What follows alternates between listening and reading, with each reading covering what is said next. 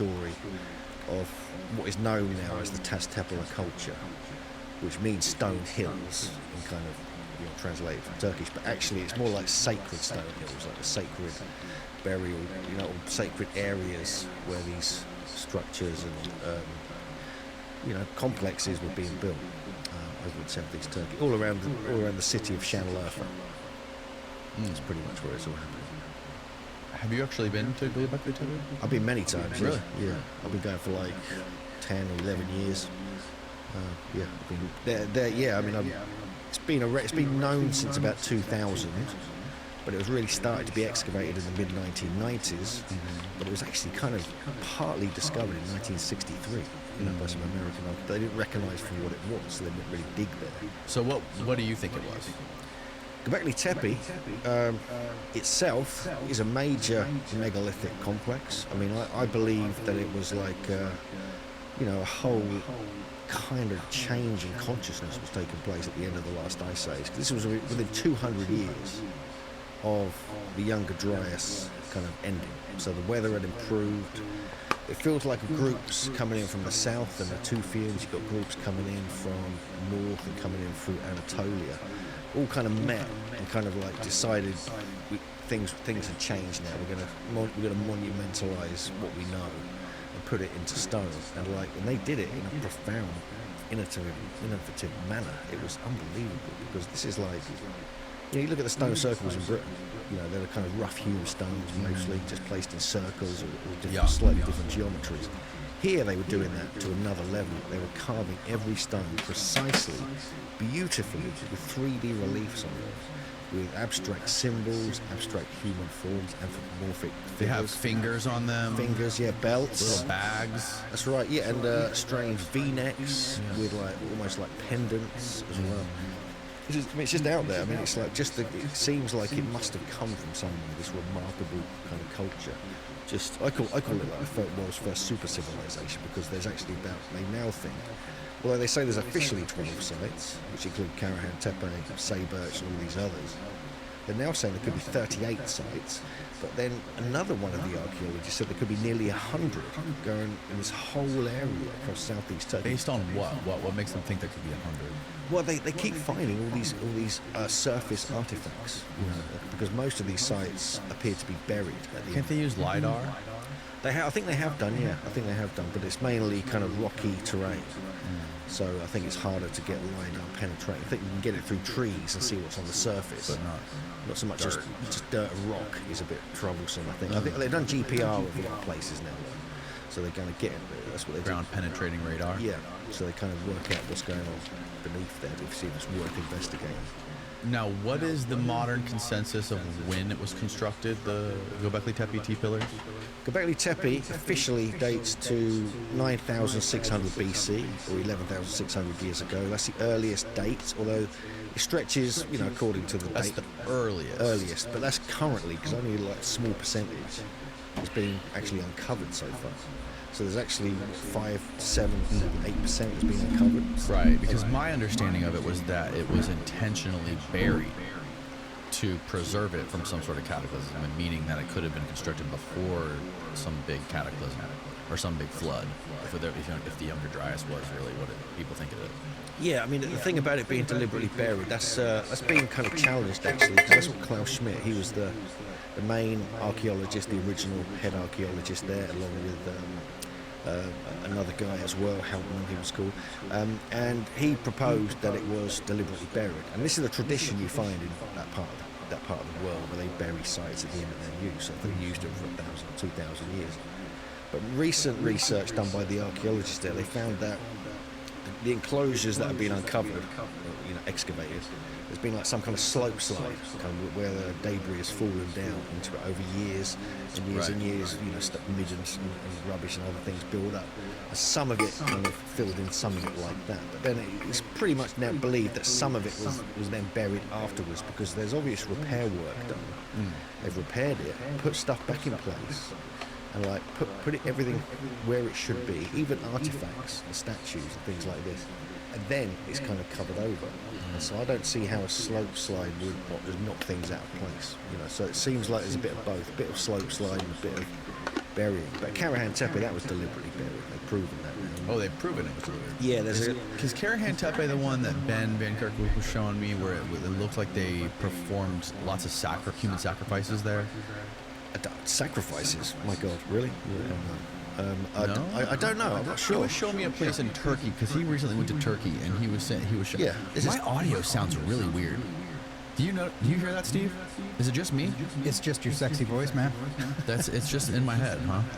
All right. Well, here we've got Karahan Tepe. Yeah, these are the. This is Karahan Tepe. Okay, he was showing me one site in Turkey. Maybe that one down below on the bottom. Yeah, right there. Yeah. That looked like there was a place where they would cut people's heads off and the blood would like flow through like a little.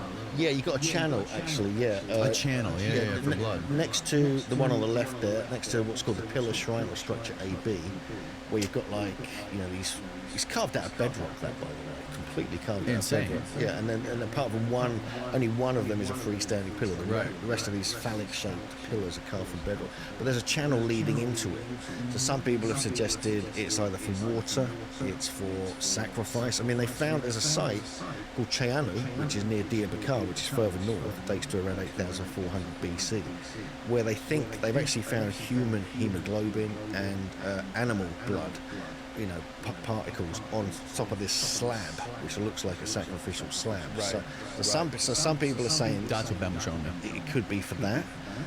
Some people are saying it's going on here as well, but there's no real evidence of exactly what they were doing. But you never know. It could have been some weird, dark stuff they're up to, for sure. But it's certainly something special going on, especially because it's so old. I mean, this is like 6,000 or 7,000 years before Stonehenge. This is old. It's that age difference with the pyramids as well. And yet, the Stonehenge was supposedly when? Earliest phase officially around 2,500 to 3,000 BC. So around the same time as the pyramids. Yeah, pretty much. Yeah. I mean, there are some older elements in the area around Stonehenge, like Blick Mead and the wooden post holes. They go back 10,000 years, but not megalithic construction. But yeah, this pillar shrine thing is really interesting. I mean, it's quite bizarre.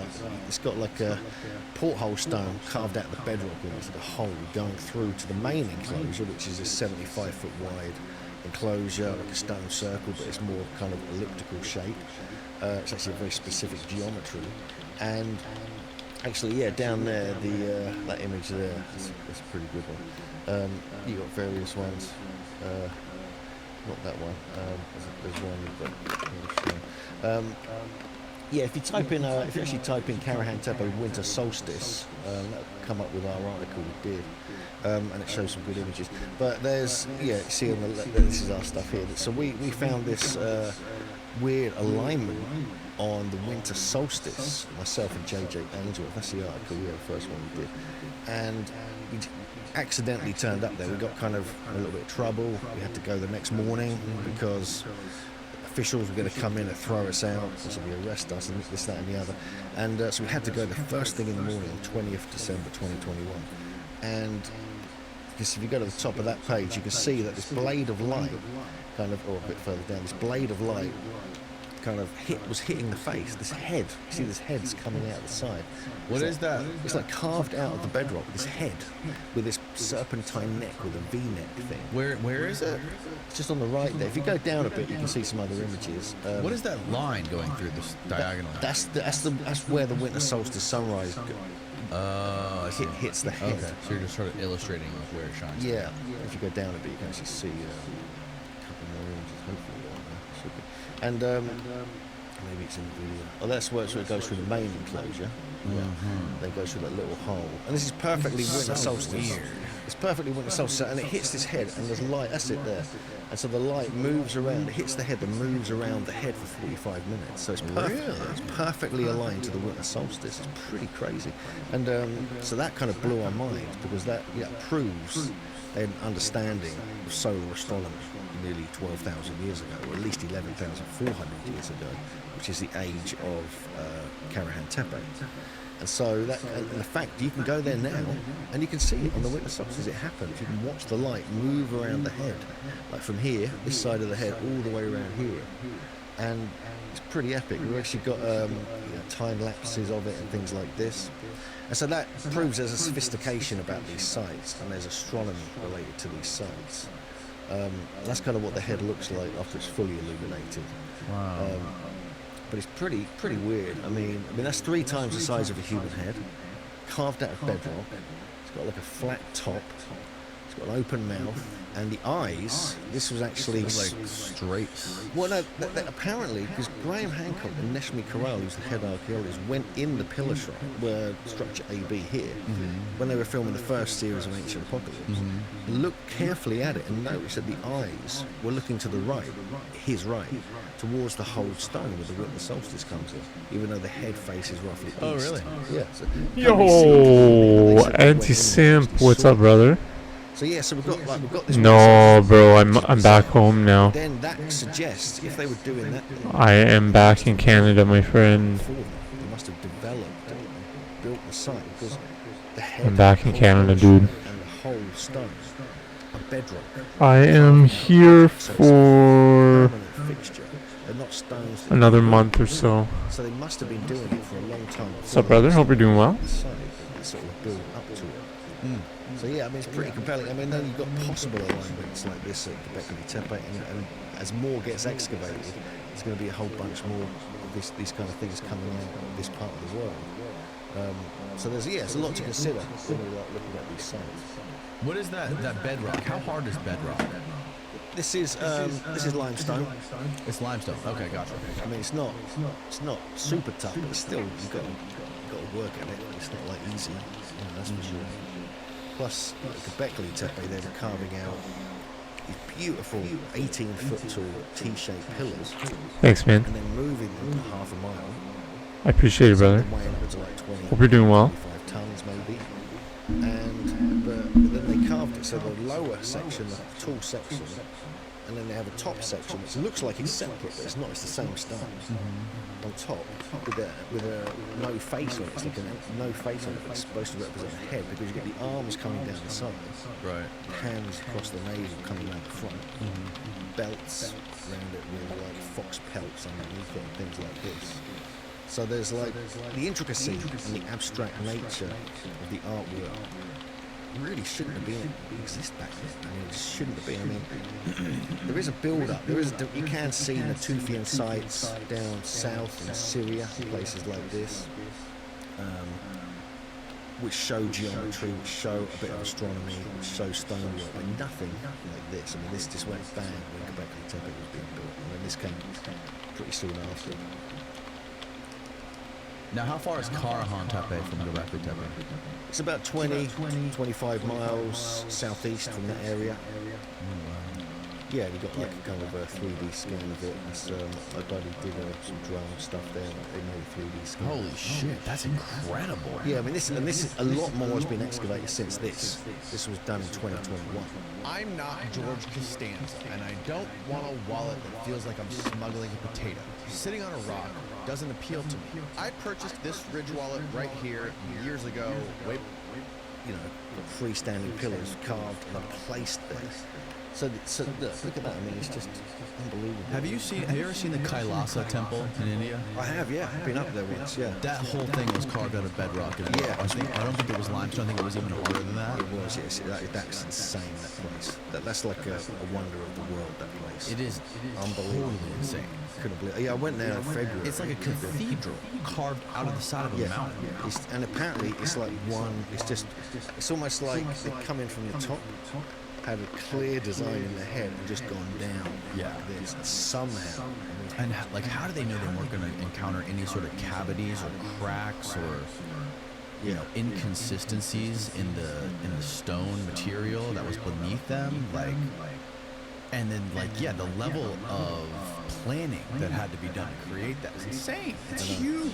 It's It's massive. It's like 5 stories or something. But that's it. I mean, the thing about the Kailasa temple, I mean, that's one of about 30 or 40 temples, and it's one site, which I didn't realise when I got there. I had a day there, it was not enough, and I spent my whole time there in the temple. I mean, I'm sure Praveen talked about this. Yeah. Have you been there? I have been there. Really? Yeah, and it really got me. I mean, I was like, whoa, this is like much bigger, much more intricate than I realised.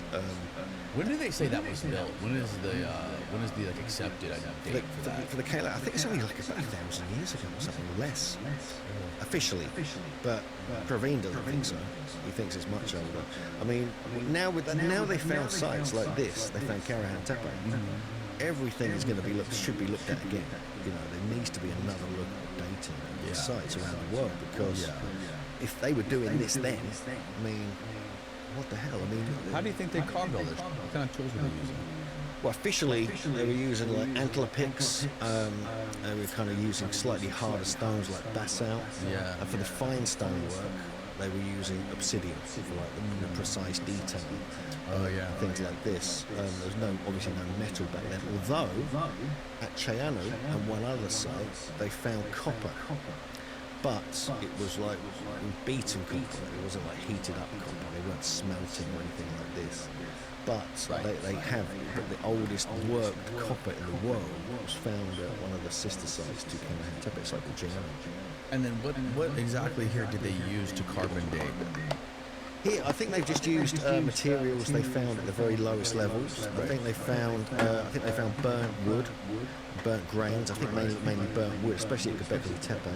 But even at Göbekli Tepe, the problem they got there is that they're choosing stuff that's in the bottom of the walls that are placed in between the outside pillars around the circle. But these walls could have been added later. That's the problem. So because you can't, as soon as you get down to the bedrock, you can't go any further. You can't get anything below the bedrock. So they were using stuff on top of the bedrock in the walls, which could have been added later. And I think they were, because I think that they were just utilising bedrock initially. And the temples were like, they were slotting kind of megaliths into like little sockets in the bedrock, like within steps and curbs, which you can see around the site. It's interesting the way they build the walls by stacking all those little rocks together. Yeah, I mean, they are probably later. I mean, that's the thing. They are probably later. I mean, because you can see the sophistication is a whole different level. Here, you can't, it's different. I mean, there's so much. I think with Karahan Tepe, it was kind of deliberately damaged. Before it was buried, it was like decommissioned, you know, by the builders or by the people who were living there at the time. Really? Then it got buried, and like whereas Göbekli Tepe, it doesn't seem to have been deliberately damaged. It was like it was preserved almost. It was like almost rebuilt. It was repaired and then put back in place, and then they kind of finished the burial there after the slopes line happened previously. Yo, play poker now. Whereas here, it looks like Play poker now. What's up, brother? Hope you're doing well, man. things like this. So yeah, it's a slight problem when you're kind of looking at. What's up, play poker? Thanks for being here. Stuff here. I mean, even the floor, some of the floors of the new enclosures, they are made. They're not. Sometimes they're carved flat bedrock. I mean, it's perfectly level as well, perfectly level. But sometimes they use terrazzo, which is like this lime cement. Terrazzo? Yeah. And so they were actually, because officially the Romans used the first people who invented it officially. Yeah. But they found it in use in abundance here. I mean, serious abundance. I mean, hundreds of square meters of terrazzo is being used. And so what that means is they were heating up limestone up to 850 degrees somehow. And then it turned into this more powdery form, which they can then use, which is quite toxic kind of process. That melts limestone? Well, it breaks it down, yeah. And then they mix it with water and mud and other things. What would be the temperature to melt down or smelt copper? Yeah, I'm not sure about copper, but I think it's probably less than that. Less than that, yeah. But when it comes to creating, oh my god, 1900 degrees Fahrenheit. Yeah, okay, that's pretty hot. But they were making this cement basically, and it was waterproof. It was like this perfect kind of. So they were filling in gaps. They were making floors. Wow. They were doing this whole thing with it. Yeah, it's pretty impressive. Type in limestone melting point. Yeah, if you put your terrazzo. 1500 degrees Fahrenheit. Oh yeah, that is 825 Celsius. That's what 825 Celsius. Yeah. So that would be. That's how you make the kind of you break it down. So a little bit hotter for copper. Yeah, pretty interesting. So they had all these kind of innovations and technologies happening in this part of the world, which really all developed here. This is like loads of inventions, loads of innovations that the world first ever saw like at these sites. Have you ever been to Egypt? Yes. Yes, I've been to Egypt. You've been inside the Great Pyramid and all that? Yeah, that's a whole different level. That is insane. Yeah. When you come to stonework and technologies. Right. My goodness. Yeah, you got like, is this one of the Egyptian? Yeah, that's one of the 3D prints. I mean, you've got stuff like this going on, but actually you've got these plates. If you want to have a look, there's these ones from Karahan Tepe, these stone plates. If you want to type in Karahan Tepe stone plates, these are insane as well. And so not quite the level of these vases or vases, but here we go. Yeah, you can see some of them there. So these have been found, and yeah, these stone plates are like 2 or 3 feet wide, sometimes 4 feet wide max. These Oh yeah, I think I have seen that. These are carved from basalt and granite and other such That's all we got? things. I've actually got some better images than this. One of my articles. There you go. Is that it? Yeah, that's the mayor basically. Yeah. It's probably I'm not sure. But that's so these were deliberately broken as well at the end of their use and placed on the benches around the edge of Karahan Tepe. And again, but these are like 11,400 years old, so considerably older than the ones in Egypt. Wow. But some of them are extremely hard stone, very well made. Hey man, whatever Even that feels one right below, for it's you got in your this heart. Kind of cut mark, like a little kind of indentation. I mean, you below, could circular indentation, Right, smoothed out of the middle. So do whatever's right for you. Follow your heart. there were hundreds of these potentially. I'm able to work A whole better with cache of them in a new area. with that. Called the kitchen, because they believe they were preparing food there. Yeah. But in this kitchen, they found. I recommend the vape. They actually they found quite a lot of Anatolian viper snake skeletons. Oh yeah. So Snake skeleton. so if they don't mention that in the reports, but they were found there, and so they were either eating snakes, which is weird, or they were getting the venom out of the snakes for psychotropic purposes. So we believe this is it. Actually, this is like the alchemical kitchen. That's the image. Yeah. It's been published. Click on that. You see the image. There you go. Yeah. 11,000-year-old kitchen, stone vessels and plates discovered in Karahan Tepe. Yes, this is. I mean, yeah, it's really bizarre. So there's a serious amount of things they were doing there. I mean, this was like a kind of, and they weren't making any pottery. This is all what's called a pre-pottery Neolithic era. So there was no pottery. Everything was. I hear you, brother. I hear you. Apart from the terrazzo and the limestone plaster that they were using. This thing right there, is that a stone Yeah, vase? that'll all be stone. Yeah, everything. Holy shit. So that would have had to be carved. That wasn't clay, or that wasn't They didn't do any pottery. cast. No, nothing like that back then. The only thing they were doing was the terrazzo, and also similar to terrazzo, they were making limestone kind of plaster, covering up some of the walls and things like this, and not actual vessels. Yeah, that pot looks pretty symmetrical. That pot looks like pretty damn close to perfect. That's full of dirt right there. Some of them were really. It looks even more circular than the actual plates themselves. Well, look at these. I mean, these are in good condition actually. Some of these, isn't they? They're not broken. I mean, hopefully, we'll get scans of these. That'd be kind of useful, so you can check out the accuracy. But I don't think it's quite the level of what they were doing in Egypt. That's ridiculous. Look at those other ones too, bro. Yeah, they're not small either. They're pretty epic. Some have beautiful carvings on as well. You can actually see the carvings all around the beautiful kind of chevrons and abstract figures, animals and things like this. It's pretty crazy. I mean, but I think that they were like, they were into like the Anatolian viper venom.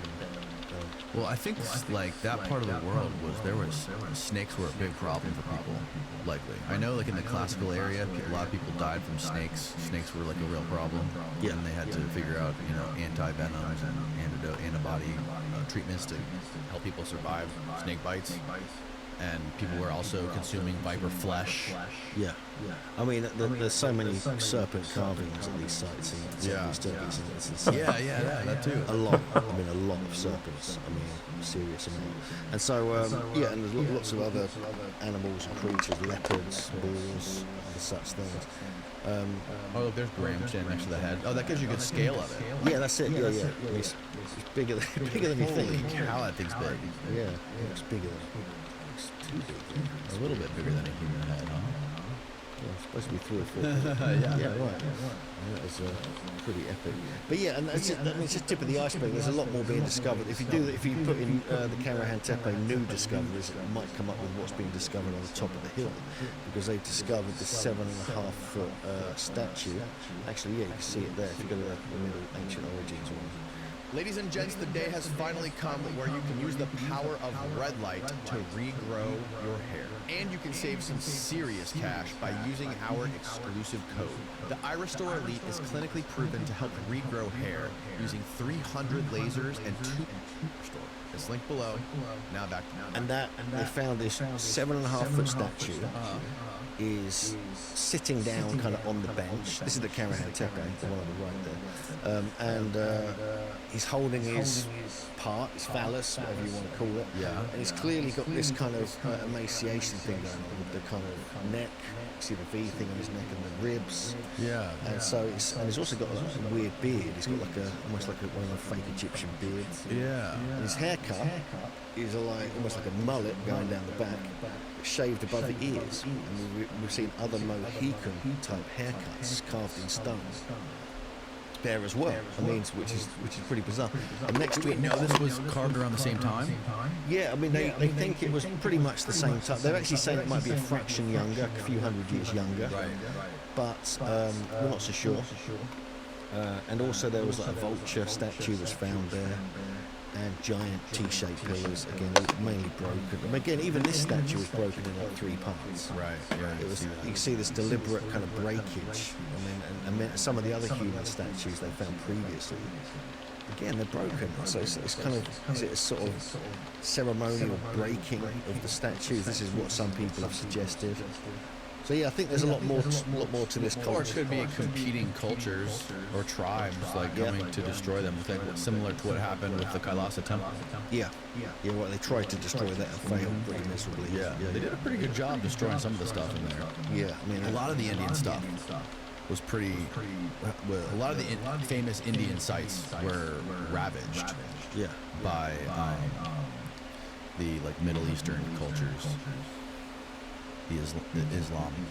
I guess it could be like the West. Yeah, you get like in Egypt, you get like the kind of statues, like the nose is broken off and things like this, which takes away their power and other such things. So there could be a similar principle at play here. There are traditions in some areas in this part of the world where you, to decommission and close down a site when you've finished with it, you do break things in certain ways, kind of carefully, and then bury it. You know, this is kind of one of the things. So we don't know. It could be one or both of these different perspectives. Yeah. Just the comparison from this to some of the shit you see in Egypt, just mind-bending. And some of those places that are in Egypt, those perfectly symmetrical granite statues of those pharaohs is just mind-bending, man. Yeah, that kind of thing's a whole different level. It's like almost like computer design technology. I mean, it's pretty. I mean, I'm a big fan of Chris Dunn and what he's done in the past, and it's just blown my mind. He's had all these different ideas, but his thing about the precision and the symmetry kind of gets me, because it's just the symmetry is really hard to duplicate. It's hard to ignore when it's that good, that precise. But there's a lot of elements here of extremely sophisticated geometry within some of the site. I mean, not necessarily the symmetry within statues, but the layout of the sites, very specific geometries. I mean, I don't know if you'll be able to find it. How so? Well, I don't know. Maybe if you type in Göbekli Tepe, I might have to go to one of my videos actually. I'm not sure. Karahan Tepe or Göbekli Tepe geometry. See what comes up. I don't know if any of that will come up.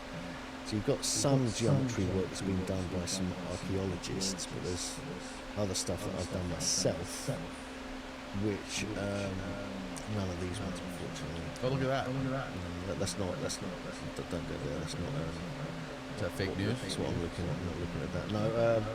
You might have to go to one of my. If you go to the maybe go to the Megalithomania. You'll be able to find it there. Megalithomania YouTube or something. But there, so you've got this. It's in Britain. You've got these stone circles. You've got like 1,000 stone circles being reported across the whole country. Going into France, other places as well. Yeah. And YouTube channel. Go to the home and go to the YouTube channel. That's it. In fact, it's in the book. Yo, what is up, Toady, young Toady? And, so you got all these certain geometries that were analysed, they were surveyed by a Scottish engineer from Oxford University called Alexander Tom.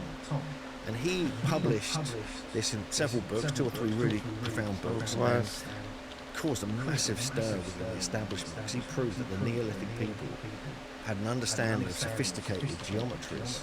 If you go to the top, in fact, you go to the latest one, the one on the top left. If you skip through that, you'll find the geometries there for sure. There you go. If you just sort of play it from there, you just turn the volume down. I can explain a couple of things.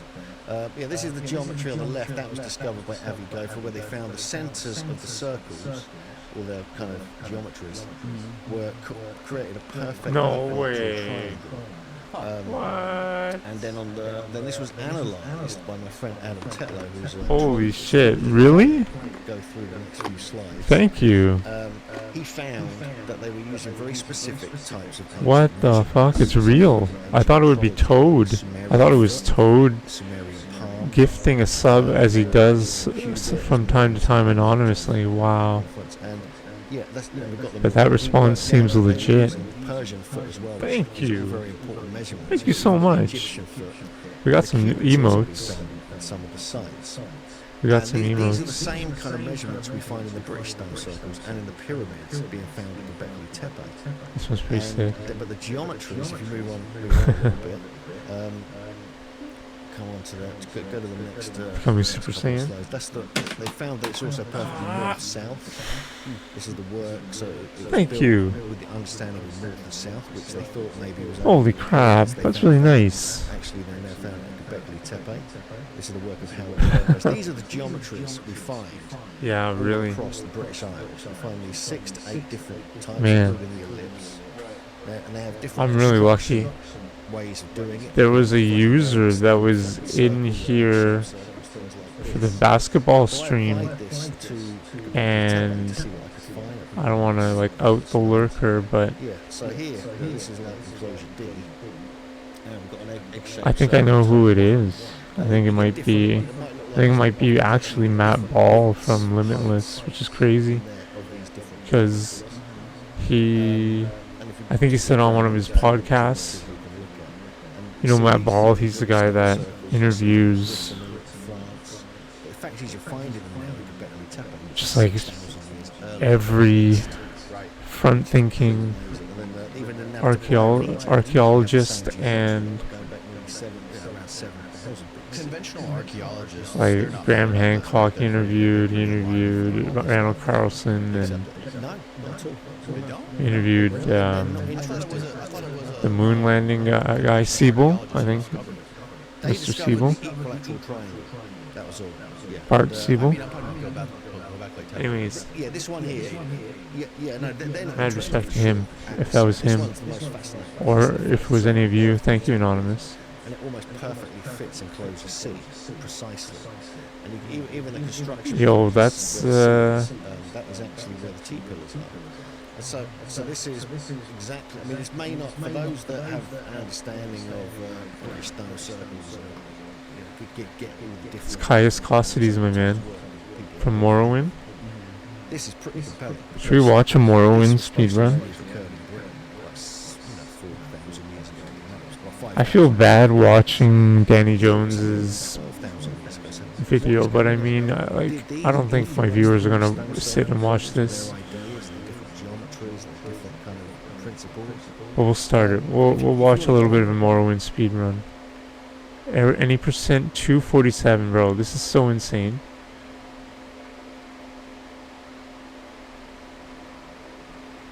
Stand up. There you go. This is the most. This is probably the most most incredible speed run I've ever seen.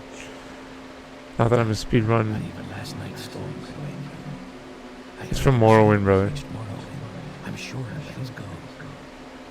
It's Caius Causides. Quiet. Here comes the gun. This is where you get off. Come with me.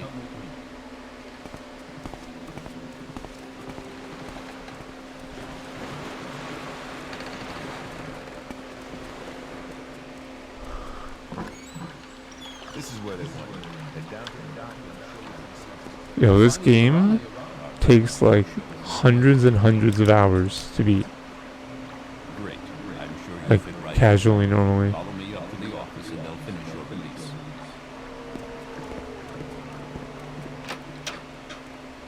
Yes, we've been expecting you. You'll have to be recorded before you're officially released. There are a few ways we can do this, and the choice is yours. Very good. The letter that preceded you mentioned you were born under a certain sign. And what would that be? Interesting. Now, before I stamp these papers, make sure this information is Steal that platter, man. That platter at the start. That one.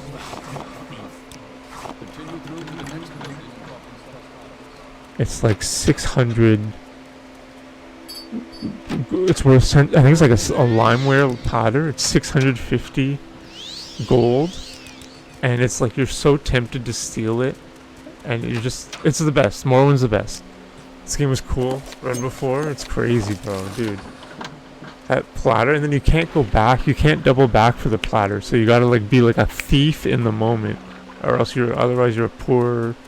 You're just this poor guy in this wasteland. That platter steal is such psychological play.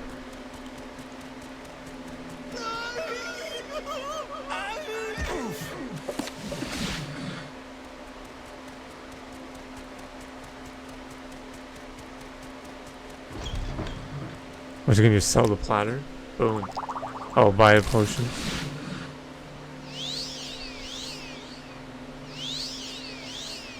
Wow, that's stupid.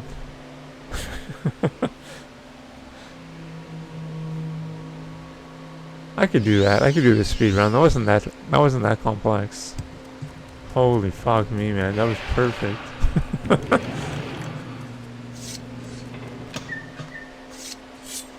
What does he do to beat the heart? Dagoth what does he use? What is this?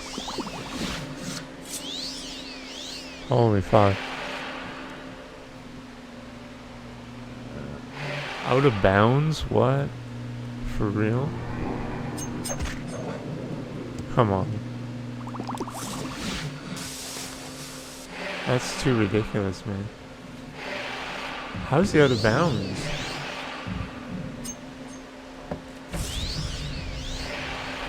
How does he have the hammer?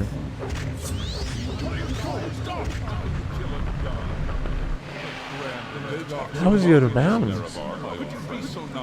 You no longer bear the burden of the cross.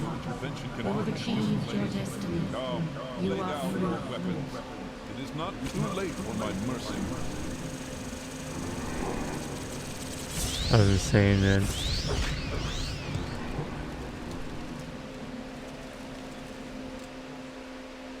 In like a raggedy prisoner gear. Thank you, Anonymous. I really appreciate that.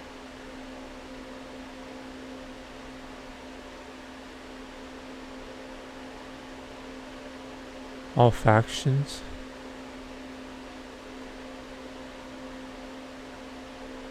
Yo, Young Toady, you really like, dude. Tears of the Kingdom is a very good game. It's a very good game. I highly recommend it. A little bit further. I mean, what I found.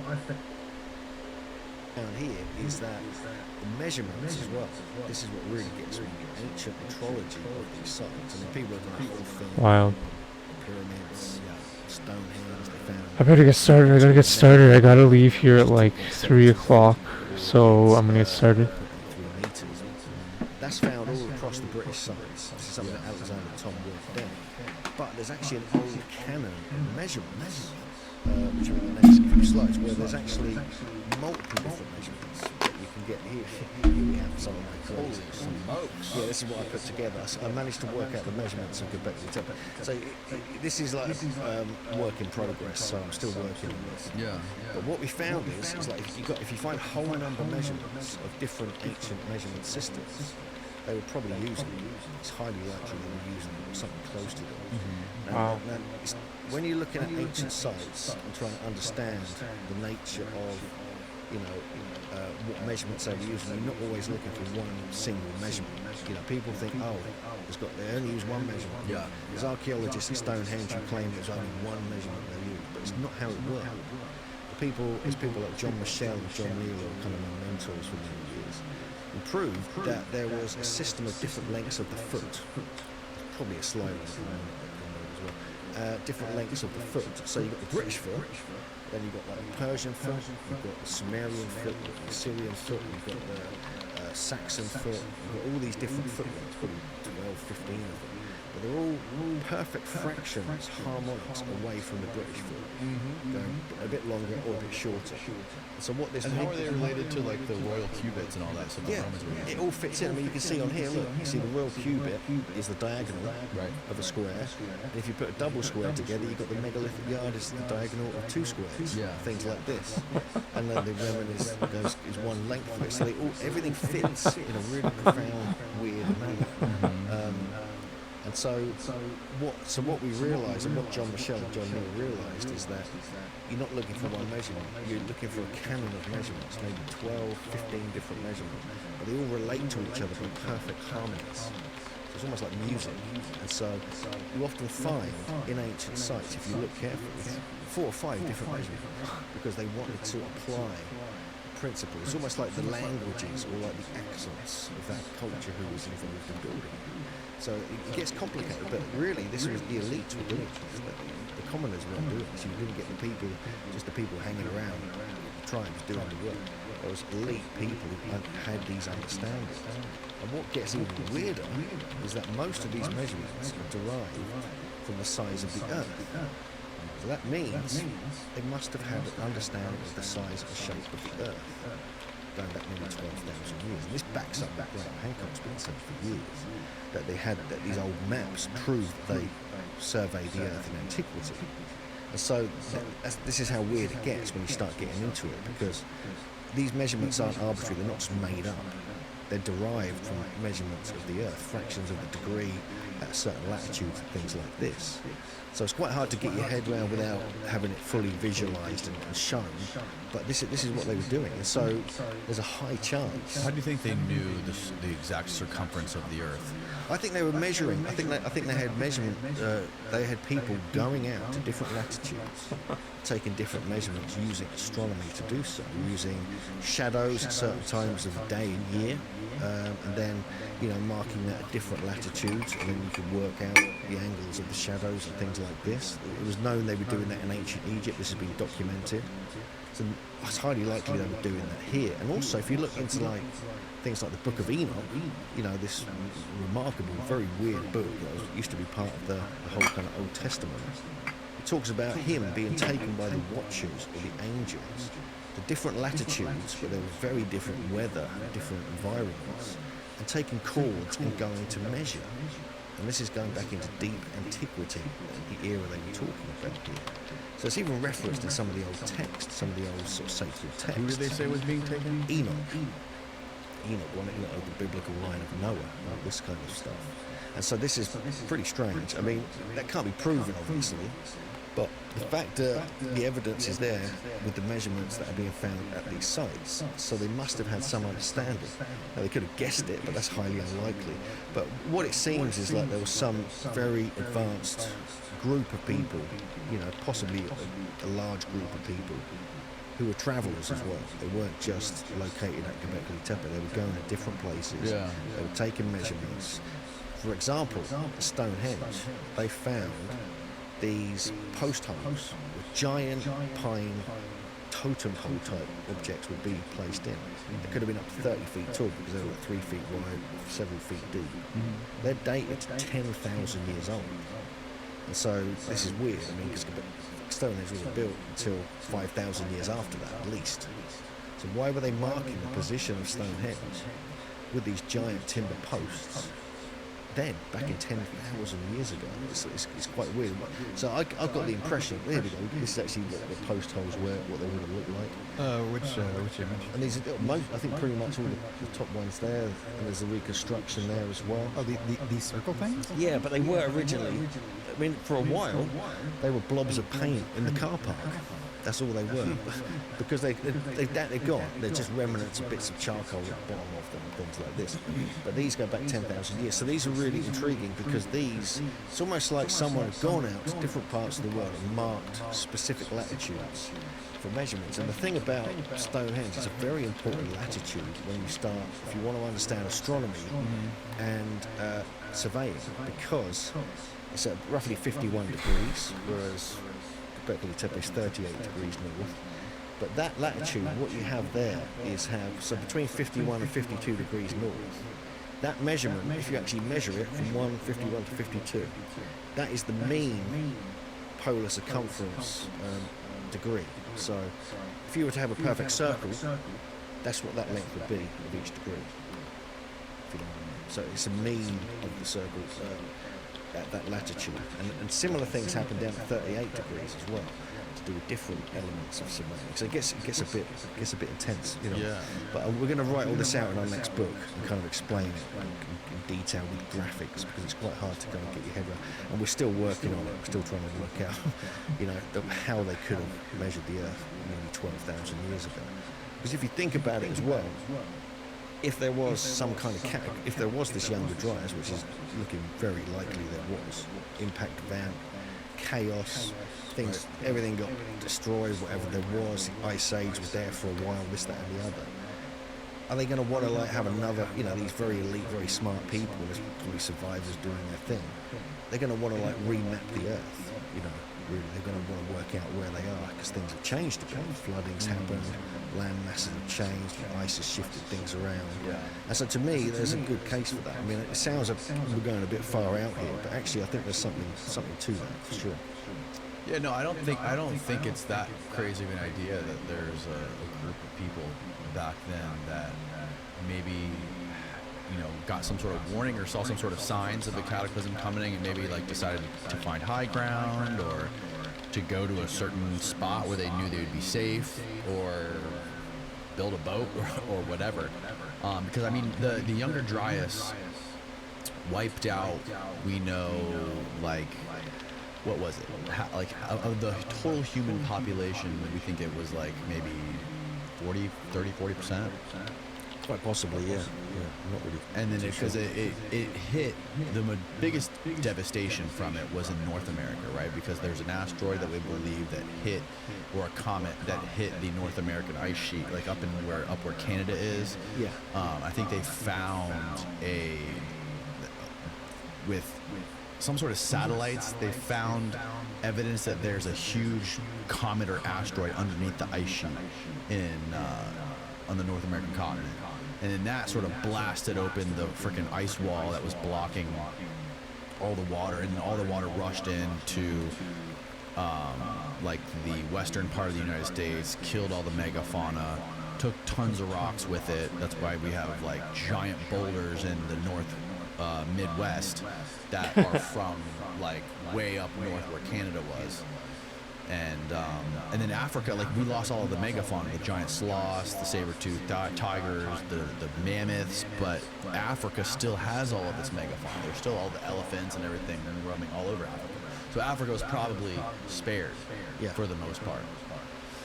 So, I mean, even if, you know, the people that were right in harm's way didn't survive, there were still tons of other places around the earth where, you know, you would have been fine, it seems like.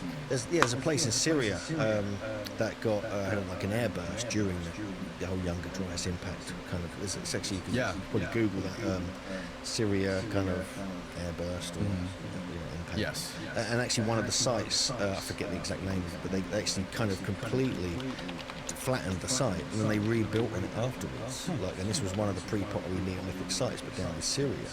And so this is pretty kind of pretty strong. Comet airburst in Syria around 12,800 years led to the development of agriculture and in the region. Abu Hurairah. Abu Hurairah. Okay, gotcha. So that's the one. And so I think Graham's talked about this as well, Graham Hancock. And this is, I mean, that's unbelievable. That's super close to Göbekli Tepe. I mean, that's like a couple of 100 miles away. Yeah. And so it's not like it's that far away from that whole area. It's just down south from there, down on the Euphrates River. And so that, to me, is really compelling. Because I don't know. I know this is really interesting, but I feel bad watching this guy's podcast on my channel. I gotta change it. I can't. We're not just gonna watch this entire video. We're not gonna do that. Sorry, guys. I posted the link. There's so much to watch, anyways.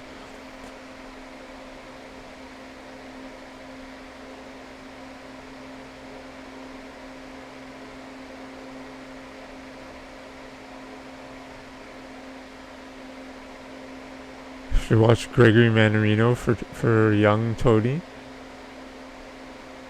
Mannarino's turning into like fucking Gandalf. Right here we go. It's me, Gregory Mannarino, Friday, May 2nd, 2025. The pre-market report. People, what did happen between yesterday and today is an abomination. And I'm going to cover this for you at length. It's the scam of the century. I'm going to break that down for you in just a second. But just real quick, I'm going to cover what's happening here with regard to the market this morning. You get the dollar getting slammed again. We broke above 100 with regard to the Dixie. We are now below that. The dollar is in all kinds of trouble. You got the 10-year yield relatively stable this morning. Stock futures are higher. You got gold and silver catching a bid. You got Bitcoin and crypto catching a bid. You want to know what's happening in the markets, and I mean in detail? Click on the link in the description of this video. It will take you right to my website. I break down the S&P 500. I break down crude oil, gold. I also break down Bitcoin and XRP. Why? Because you guys and girls asked me to do it. And it's all there for you. I do it every single day. So I got you covered, I got your back, and I want to thank all of you that do support my work on the first of every month, or around the first. I ask for your support. Some of you did, and I do appreciate that very, very much, all of you. All right, guys, listen, let's cut right into this. This is literally, and I can't think of anything that even comes close at this particular time. Maybe it's because I'm a little angry also. But this is the scam of the century, and they're not even trying to hide it anymore. The United States has actually been taken over by a very dark force. So this is the headline from this morning. Consider this apparent fantastic deal that was signed for minerals. President Trump basically touting this thing as if it's the second coming. Now we're finding out from the vice president. How's this headline for you? Today, this morning, Russia's war in Ukraine not going to end anytime soon.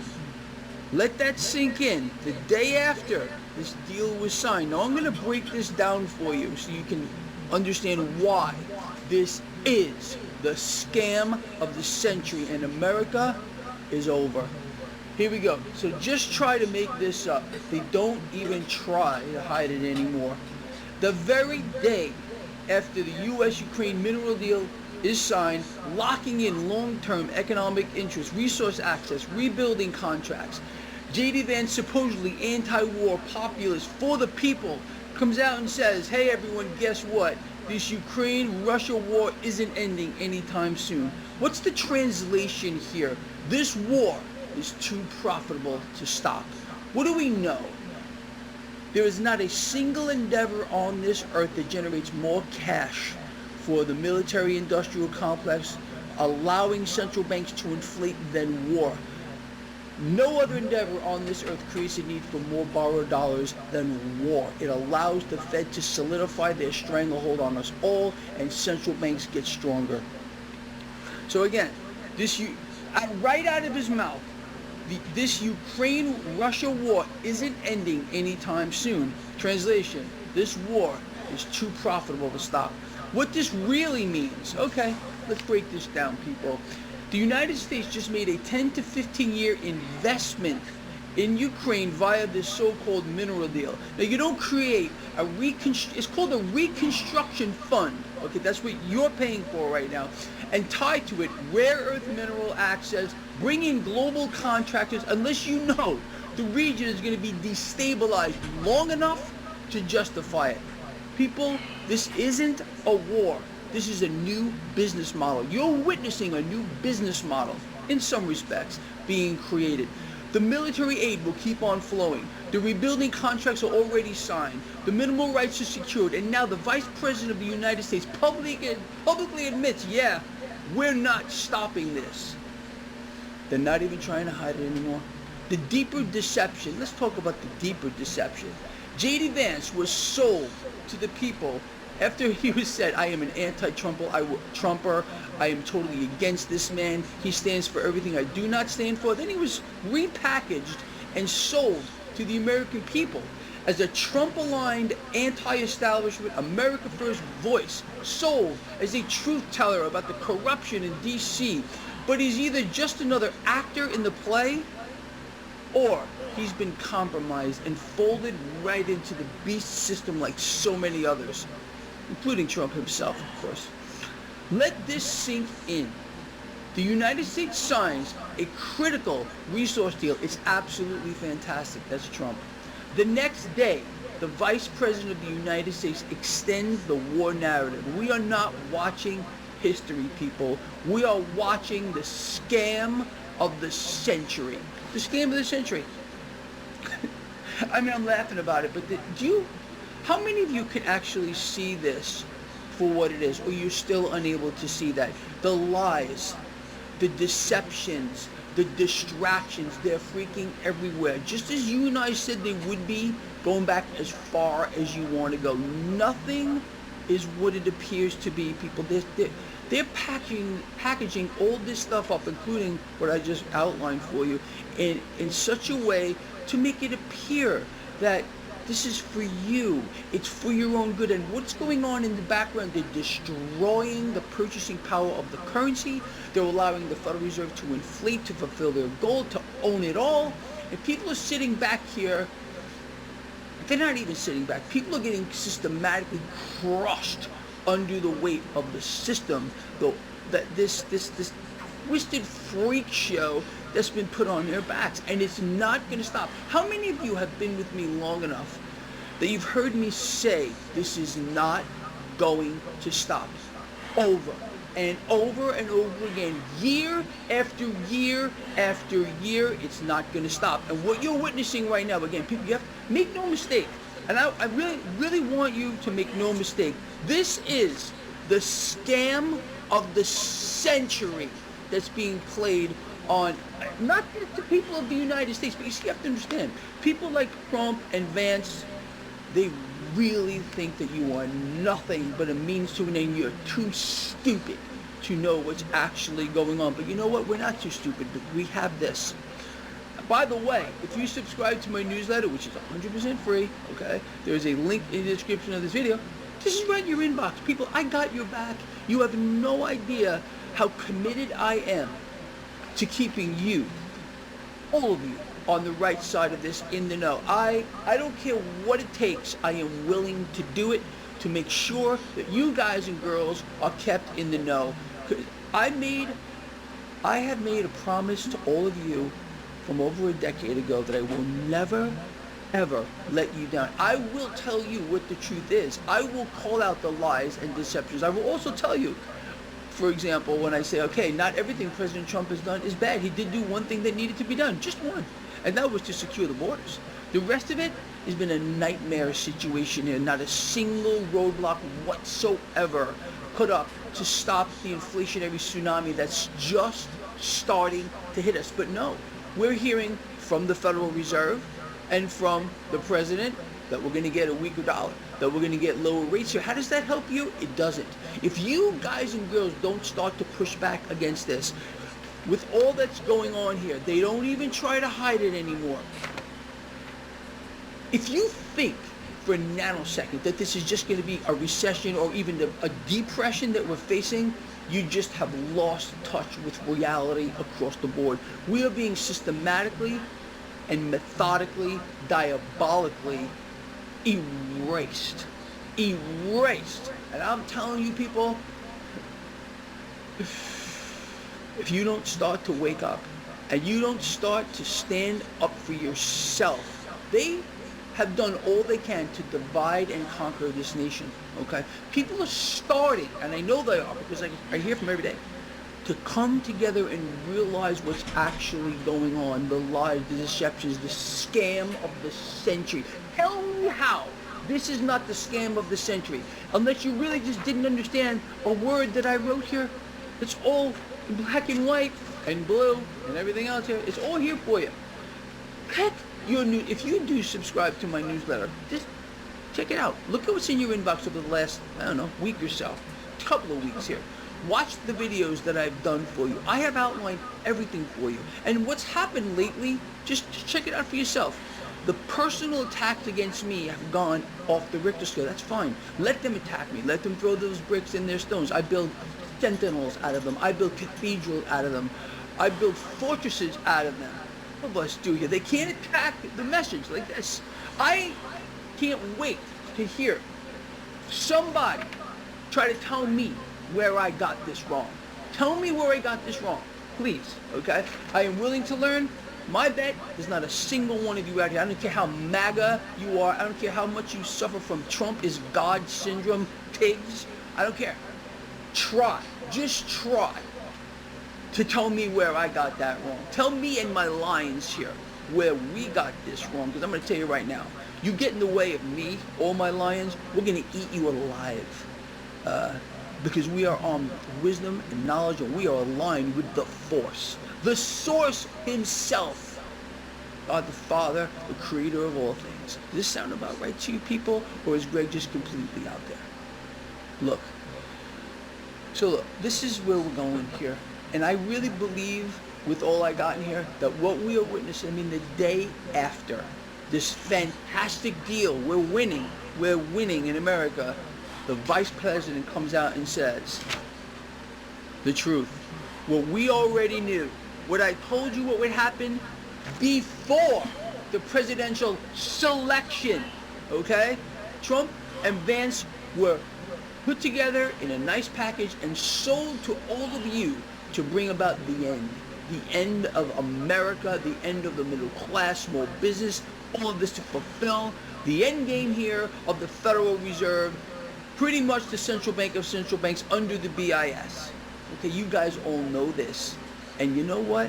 We could not possibly be losing more than we are losing now. We're not winning a thing. You think this is a deal that we're winning from, like Trump is telling you it is? If you understand a single word that I put together in here, you will actually understand what's going on. Other than that, you're completely lost. And you know what? My heart goes out to you, because you're the person I am reaching out to make understand what's actually happening. And I know it's an impossibility, because some of you have been so spiritually disenfranchised, removed from the system, and actually possessed by the same demonic force that is puppetizing J.D. Vance and the President of the United States, Donald Trump. Think about it. Think about that as you go to sleep tonight. What's really in your head. Love all of you guys. I mean that. Look, share this video. Get it out there. That is in your inbox right now. Share it. Let's wake up a few people here, finally, all right? Because this is our time, Lions. We are rising. I are rising. You see it? Can you feel it? I can too. Let's push harder than we've ever pushed before. Share this video. Get it out there. The papers I put out for you in my newsletter, it's all for you. Get it out there. Get it out there. All right. I'll see all of you later, 4 or 5 p.m. Eastern for the live stream. Right? I want to hear from you, good, bad, or indifferent. Sound about right to you? They're not even trying to hide it anymore. Just a coincidence that it's just a coincidence to you that just the day after that this fantastic mineral deal was signed, J.D. Vance is telling you the war's not going to end anytime soon? You think that was just a coincidence? Really? Honestly, I got to hear from you on that one. Love you all from the heart with all I got. I'll see you later.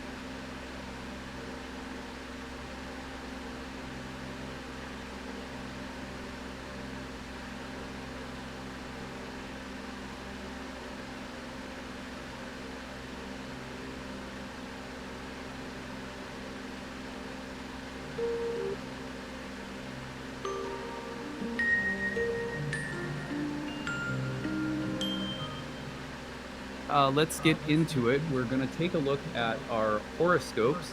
I want to talk a little bit about why Pluto turning retrograde is significant before we actually break down the horoscope sign by sign. Let's take a look at Pluto's journey. I'm going to keep Mars in here just to highlight a few interesting things that come along with. I mean, it's just really interesting that Pluto's turning retrograde right after the contact with Mars. So as you are listening to this, check this out. You've got, so this is Friday, April 25th. Excuse me, sorry, wrong Friday. Here we go. Friday, May 2nd. Friday, May 2nd, you can see that Mars is separated from the 3-degree range with Pluto.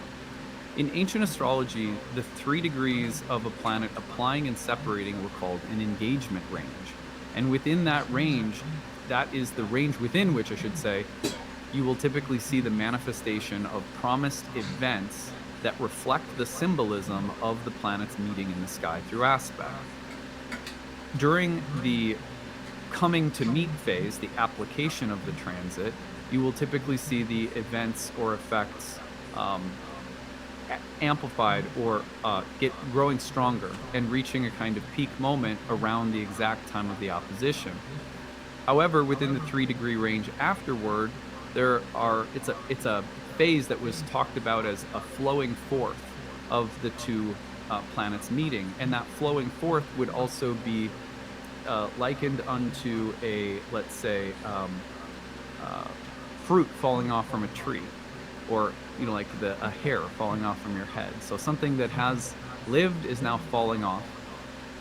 So we can see the manifested results within those 3 degrees separating, which gives us a pretty, almost 2 full weeks really of dealing with Mars-Pluto.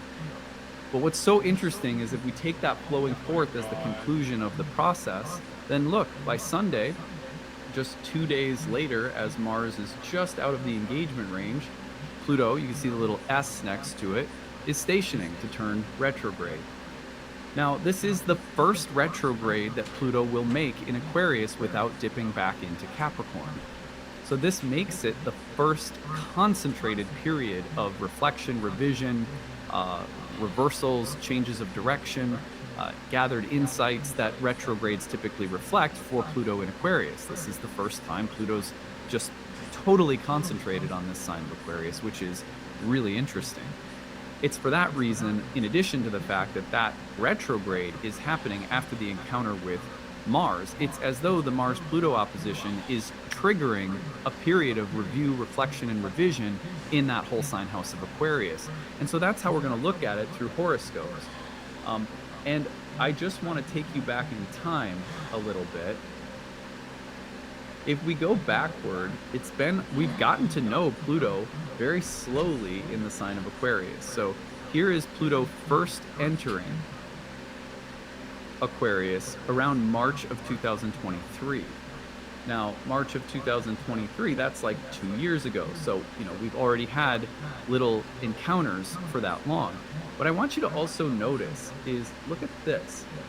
This is happening around May of 2023. We have, in fact, had an opposition between Mars in Leo and Pluto in Aquarius before. If you go back to May of 2023, it's right around that time that Mars and Pluto are opposing one another once more. So you could actually draw some parallels between what is happening right now as we sit here, the end of April, beginning of May 2025, and things that were taking place in the spring of 2023. There's a kind of echo.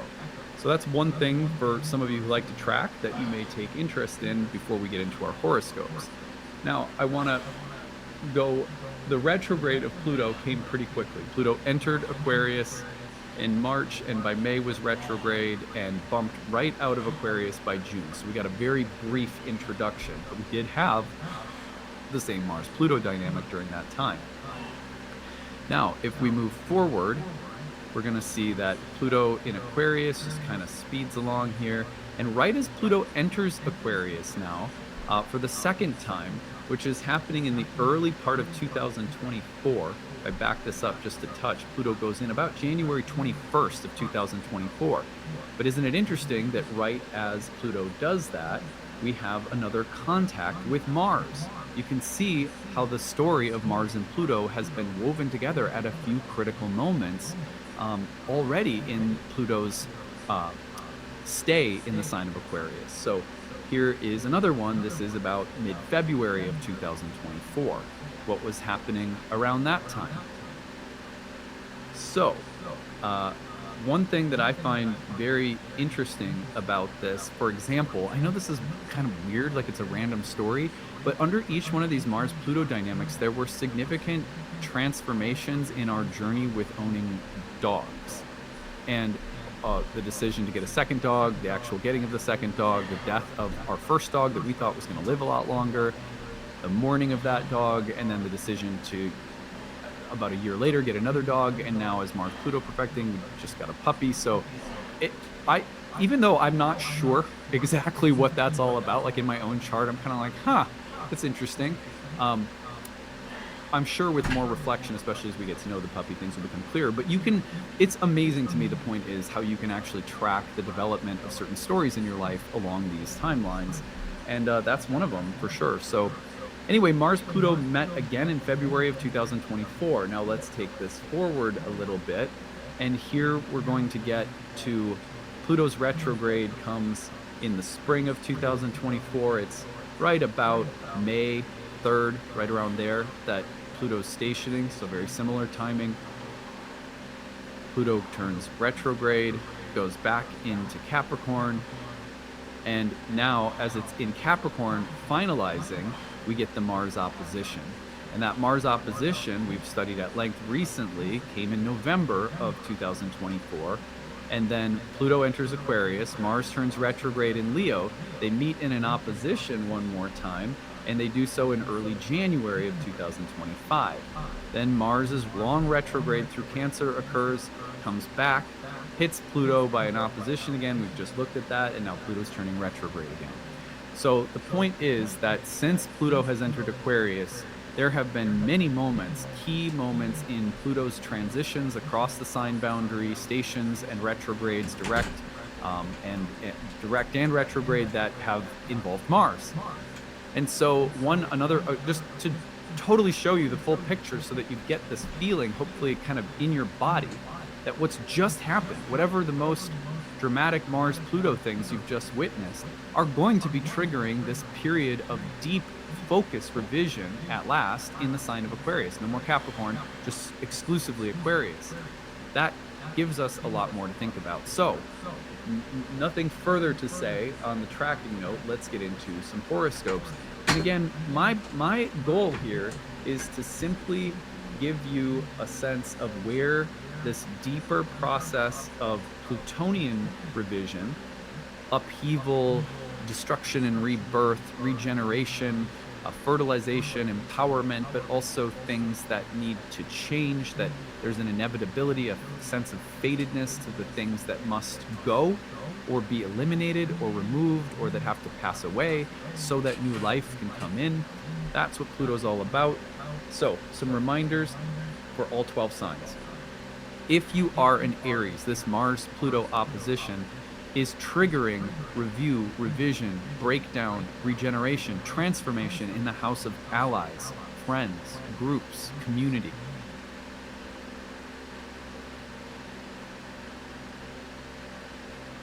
I encourage you to join us at jimmydore.com. Become a member so you can get all our bonus content. Watch. Glad you did. jimmydore.com.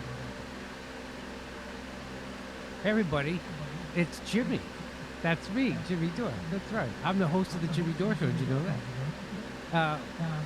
We know you're proud to be a fan and a supporter of the show, but do your friends, your family, your neighbors, and random strangers you pass on the street, do they know? Maybe not. And just as you like to keep informed by watching the Jimmy Dore Show, you can inform all those important and not so important people in your life about your love of the show with one of these.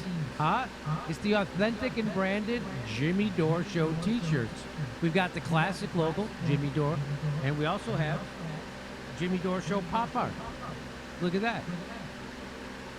Look at that. Nice, huh? And we also have one of my favorites. It's the Frederick Douglass quote. I would unite with anybody to do right and with nobody to do wrong. It's all available now at our website. Just go to jimmydore.com, then shop the merch, and you'll see there and many more options. And just click on mugs. Also, how about mugs? We got the mugs. Made in America. This is one of my favorites. It says "Vaxxed and Worried." Nice. We also that'll go over big with the guests. This is a great mug. It says "Made in America" on the bottom. Jag-off, very thick, nice handle, thick glass. I love this one. Plus we have stuff like this over there. Mouse pad. Mouse pad. We got the Jimmy Dore Show stickers and logos. And we got your what do you call those? Coasters. Coasters. Look at that. Look at this. Coasters, more coasters. So what are you waiting for? Get your Jimmy Dore Show t-shirt, mugs, coasters. Go get it today, jimmydore.com.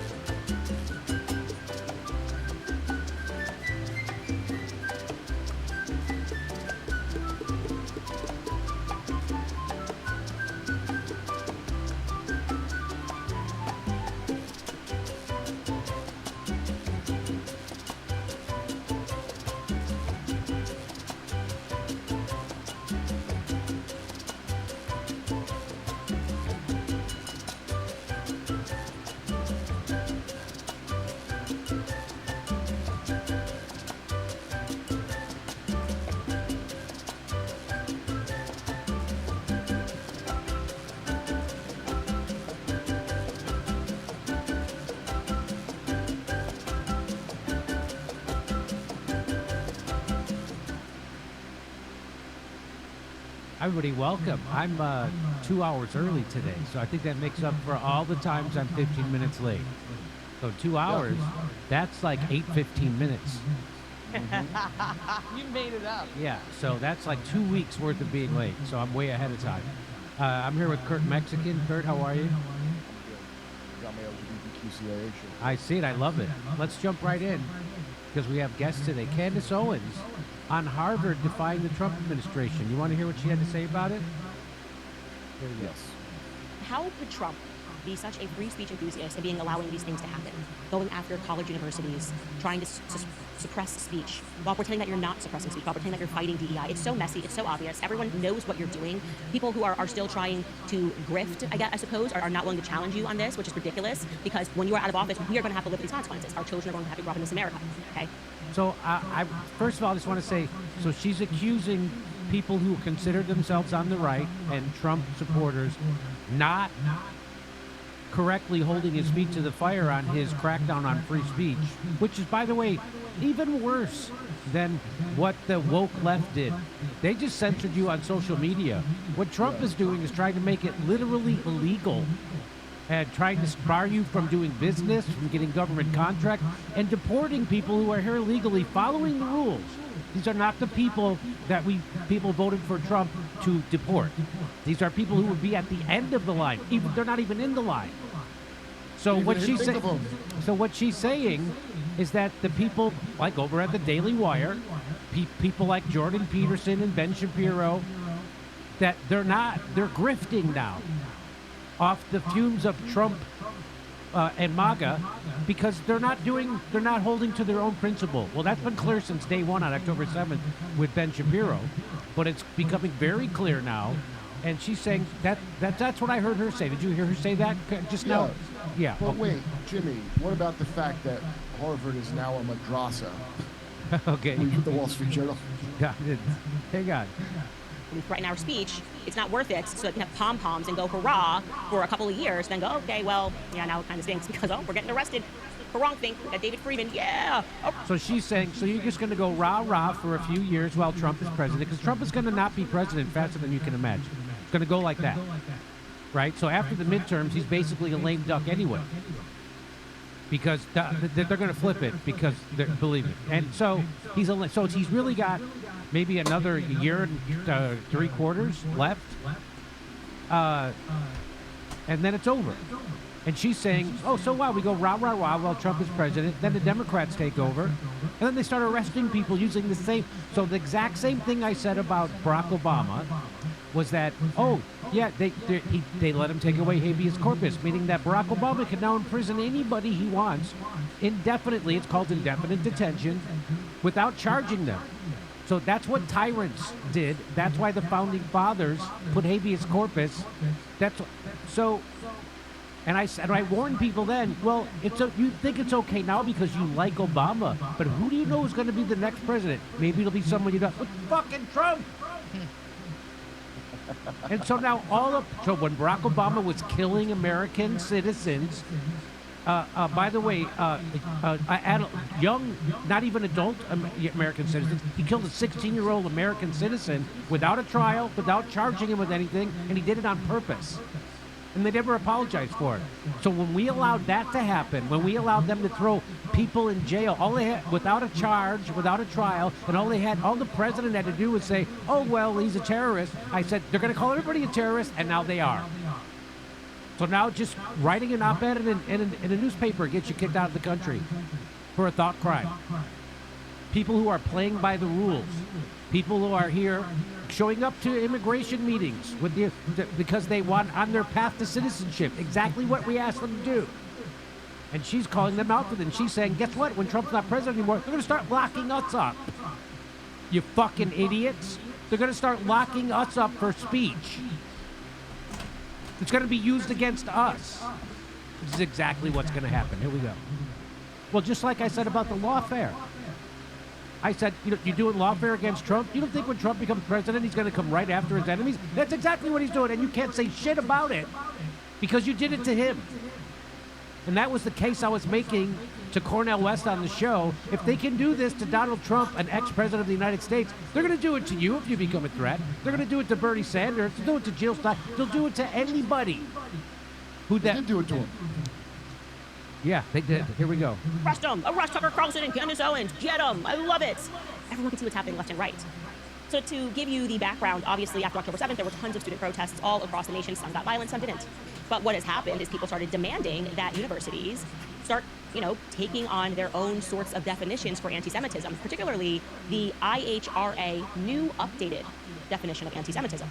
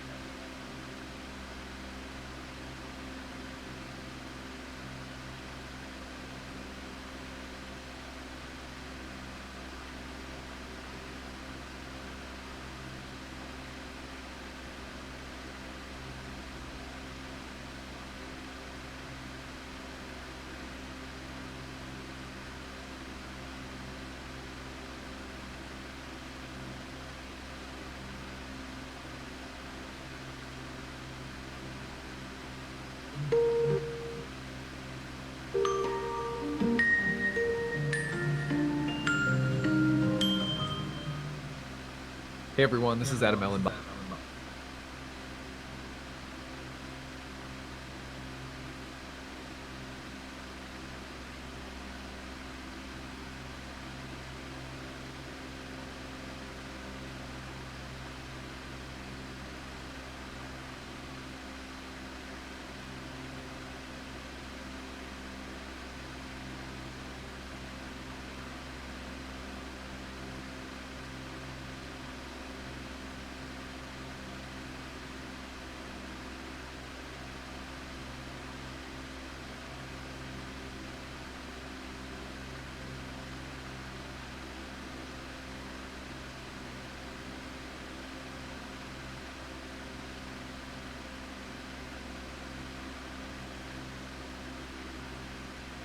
Hello, I'm Randall Carlson. I'd like to welcome you back to another episode of Squaring the Circle. In recent episodes, we've been looking at the phenomena of hypervelocity impacts of comets and asteroids.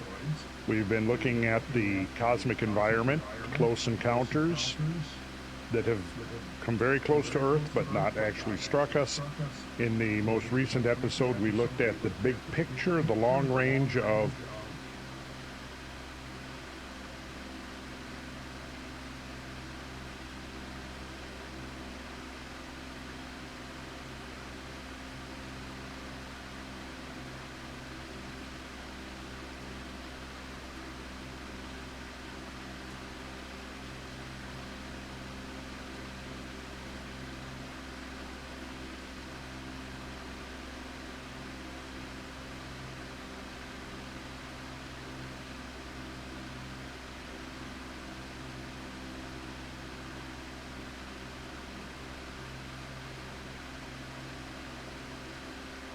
Hello, everybody. This is Gerald Salenti, and it's April 30th. We have with us Judge Andrew Napolitano, a man of men, and if you want to see what in the world is going on from a whole different perspective, from the people that he has on his show, Judging Freedom, you got to check this stuff out. You know, before we went on the air, Judge, thanks for being here, of course. And we were talking about this guy, he was a former senator, Noel Coleman. His real name was Goldman, but they changed it. It's Coleman.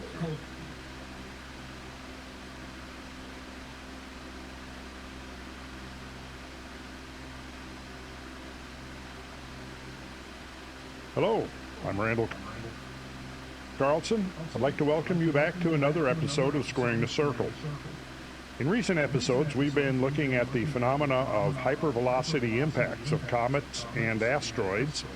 We've been looking at the cosmic environment, close encounters that have come very close to Earth but not actually struck us.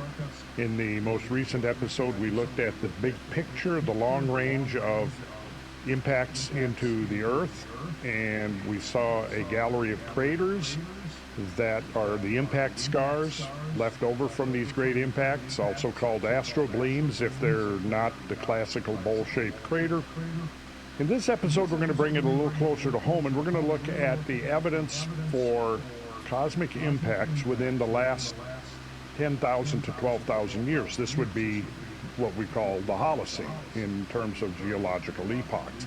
This is the period of time during which human civilization arose out of simple hunter-gatherer societies, foragers,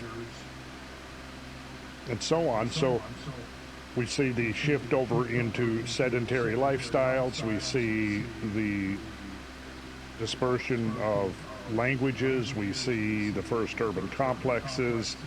We see all of these kinds of things occurring in the early to mid Holocene.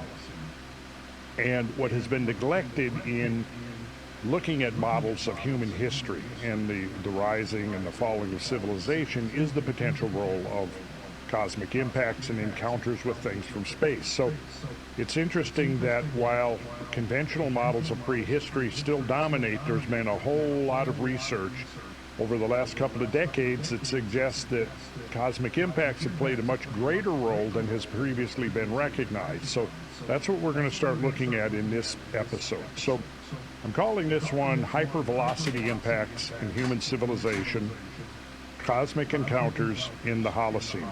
So we're going to get right into it here, and I'm going to refer to an article that I actually came out way back in 2007 as the paradigm was beginning to shift. It was authored by Mike Bailey with the Department of Geography, Archaeology, and Paleoecology at Queen's University in Belfast, UK, and he is an expert in tree ring analysis. And he also spent a bunch of time looking at the evidence for climatic downturns and connected with evidence for cosmic impacts occurring or corresponding at the same time. So the title of this paper that he published back in 2007 in the Journal of Quaternary Science was entitled "The Case for Significant Numbers of Extraterrestrial Impacts Through the Late Holocene." And this is I'll just get into a little bit of it here. And this is what he wrote. "It almost seems that there is a reluctance to take craters seriously, given their potential importance in assessing impact hazards. It is surprising that their identification is not afforded more importance by nation states. In general, they are not regarded as national priorities, and their study is left to the whim of individual researchers. Despite that, there is a reasonable evidence for at least a dozen craters on land within the past 5,000 years. That would equate, allowing for the greater area of the ocean, to a minimum of 40 notable impacts on the entire Earth's surface in this time interval." Now, the points he makes here, way back in 2007, are still true. There's still not enough importance being attributed to this phenomenon. And of course, one of the reasons for that now is the dominant paradigm is anthropogenic climate change. And I've been making this point all along, that if we start looking at natural triggers for climate change, whether it's volcanism or changes in oceanic circulation or changes in solar variability or in the galactic ray bombardment, we could go through a whole list of potential other influences on climate. But the point is, or cosmic impact, the point is, though, is to to talk about these things then diverts attention away from the dominant paradigm, which again is anthropogenic climate change. And they would be distractions from the imposition of that particular narrative into the discussion of, particularly of policy. And I think this is probably one of the main reasons for the neglect of some of these other factors, which I would consider two of the most important, being the impact phenomena and solar variability. We'll be talking about solar variability in future upcoming episodes. But for now, we're focusing on the phenomena of impacts that could be by asteroids or could be by comets or cometary-related debris in the Holocene. So this would have been cosmic phenomena that could have directly affected human societies, human cultures, and human history. So Bailey goes on and he says, in general terms, people who thought that impacts from space were mostly inconsequential were the products of earlier 20th century thinking. According to the vast majority of 20th century historical and archaeological researchers, there is no evidence for anything from space having had any effect on human populations in the whole of the time since humanity became literate. That is, within the last 5 millennia. Obviously, if you live on a planet which has not been hit by anything within, say, 5,000 years, there's little to worry about in the less than century lifespan of a typical human.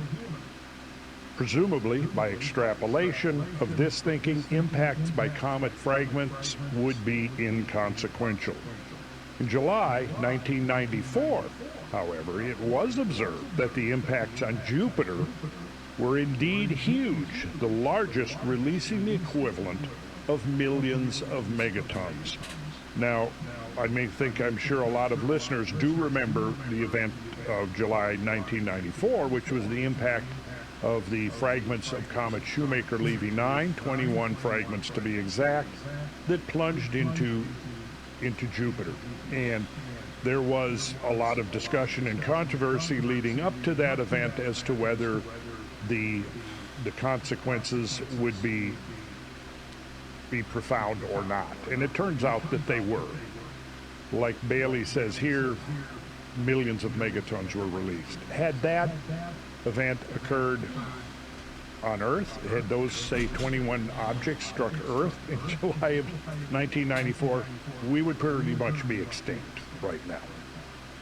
Okay, so that's kind of a big deal. Then there was another paper around that time that came out at the Cambridge Conference Correspondence, and it was entitled, now this was at a presentation at the annual meeting of the American Association for the Advancement of Science. Dr. Benny Pizer of Liverpool John Moores University presented there.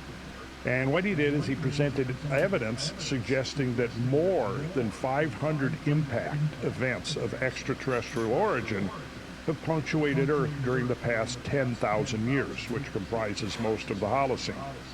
The great majority, or 70% of these events, have been of the Tunguska-type class of atmospheric impacts, with an average energy yield of between 20 and 100 megatons of TNT. Now, you will recall, I hope you've seen the episodes we did on the Tunguska event. You'll know that the general consensus at this point is that the energy released during the Tunguska event was about 15 megatons, which was about the size of the largest hydrogen bombs tested by the United States back in the 1950s. So anyways, Pizer is making the point that the majority of these impacts were of the Tunguska type. Now, you remember that Tunguska did not create a crater because it was an airburst. And airbursts will create tremendous havoc on the ground in the immediate area of the burst, but they don't leave the kind of lasting imprints that you would find from a direct impact into the ground itself, which creates a crater or a classic bowl-shaped hole in the ground. So what he's suggesting here is that more than 100 surface impacts, including more than a dozen oceanic impacts, are believed to have repeatedly devastated whole regions, small countries, and early civilizations around the globe. In a worst-case estimate, Dr. Pizer said that up to 8 climatic downturns detectable in the geological and climatological records of the Holocene may be directly associated with multiple impact events. Okay, now let's reemphasize that. Up to 8 climatic downturns. So in his research, he sees a direct link between climatic phenomena, climatic variability changes, and the incursion of cosmic objects, whether they're direct impacts or airbursts, okay? This is important, and this is the thing that wants to be downplayed and de-emphasized by the proponents of the establishment narrative, which is that we're only supposed to be looking at human causes for climate change, okay? He goes on here, he says that episodes of increased cometary or meteoric activity punctuating societal evolution should be looked upon as potential agencies determining the rise and fall of ancient civilizations. Both the emergence and the collapse of human cultures, the Pleistocene-Holocene transition, and the Neolithic revolution, the onset and collapse of the Bronze Age civilizations, which is something we're also going to be addressing in greater detail in future episodes, and even the collapse of the Roman Empire may be associated with episodes of increased cosmic activity and multiple impacts that may well have included incidents of cosmic dust loading.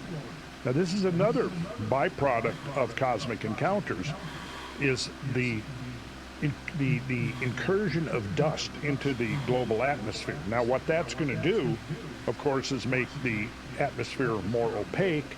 It's going to reflect more sunlight back into space, and it's going to cause a general decline in temperatures, which can have devastating consequences, as we've seen during several of the episodes of climatic downturn that have led to agricultural collapses, which in turn have led to famine, and which in turn have led to the onset of disease pandemics, because people, when they're malnourished, they are not getting enough nutrition and their immune systems get weak.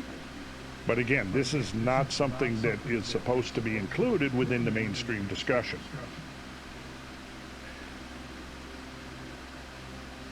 So he goes on to say that while most of these impacts occurred over unpopulated areas of the globe, there are historical accounts about devastating cosmic catastrophes. According to a number of Chinese records, about 10,000 people were killed in the city of Qiangyang in 1490 AD due to the breakup of a small asteroid.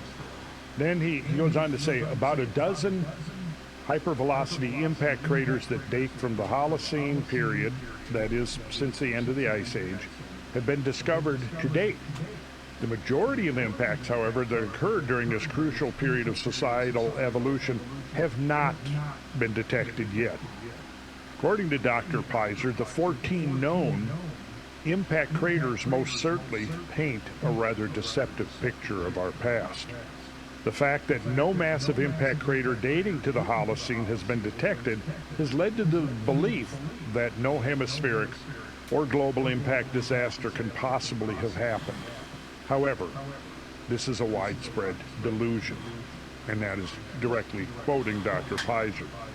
And yet, there is still a regrettable lack of interest in the scientific community to scrutinize the Holocene for major impact events, and that is still true to this day in 2024, which to me is an oversight that could have ultimately very dire consequences if we don't become more aware of the cosmic environment of which our planet is a part and its role in human societies and civilization on Earth. So I am now going to go and show you a map that is the distribution of known impact sites just within the past 5,000 years. So let's see. Is it Cosmos 4 years? You can see here, this is the, I think there's at least 4. Follow Randall, see the rest, follow Premium, a completely ad-free experience with exclusive benefits for viewers and creators. You'll find exclusive...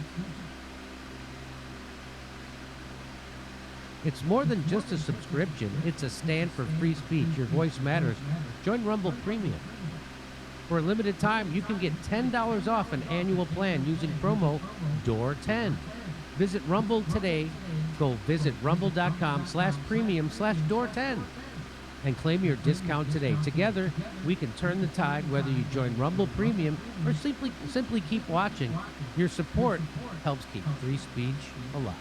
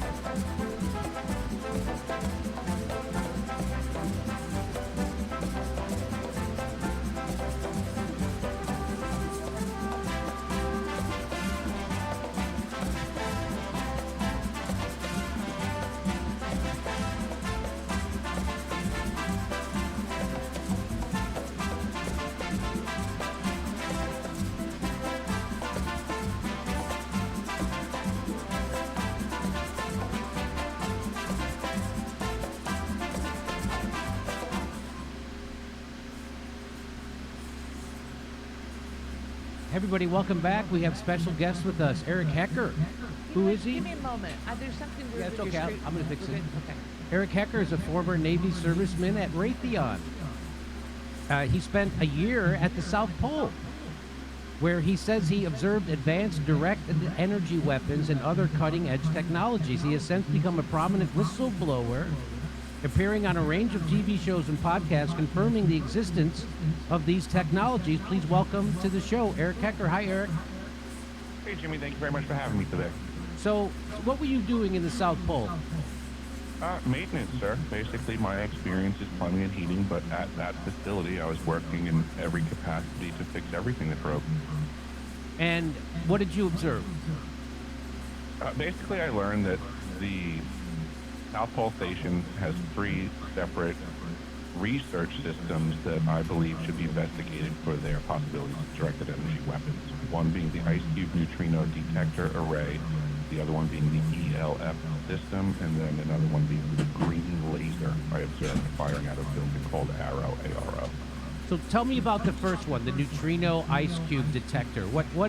I don't know what that is. Can you explain to me what that is and why is it dangerous? Certainly. Are you familiar with other research systems referred to as HAARP, H-A-A-R-P? Yes, I am. You got it. So let's just take it a step further. The Ice Cube Neutrino Detector Array is like HAARP on steroids insofar as like a HAARP array is on the surface of the Earth and has the dimensions of length and width, and it's just a big phased array antenna assembly. The Ice Cube Neutrino Detector is embedded in the ice, so it adds a third dimension of depth, so giving it an extra magnitude in regards to how phased array transmitters work. And it's in this capacity that I've provided documentation stating that the DOMs, which are these basketball-sized transmitters that are embedded in the ice, there's 5,160 of them. And I went to Washington, D.C. to provide documentation that each one of these can transmit. Thus, we bring it to the final conclusion that this device caused the earthquakes in Christchurch, New Zealand, in February of 2011, when they were bringing the system online from construction to operations and maintenance. So you're saying that the earthquake, these ice cube detecting neutrinos, they have the ability to cause earthquakes. In fact, they did cause an earthquake. But before we get there, go ahead and explain to people what HAARP is, because this is a HAARP on steroids. So tell people what HAARP is. HAARP is referred to as an ionospheric heater. They claim that it's for, studies in the atmosphere, but there's also other research that supports it can be used for like over-the-hill communication systems by bending the ionosphere into like a reflector. So, beaming things around the planet, heating the ionosphere. There's all these conversations contemporarily about global warming, who's responsible for what, and what's really going on around it. And I just think I'm unfortunately painting a picture of more nefarious activities than folks may have considered up until this point. And so, correct me if I'm wrong, don't they say they're using HAARP to fight global warming, but it also can be used to heat the atmosphere, correct?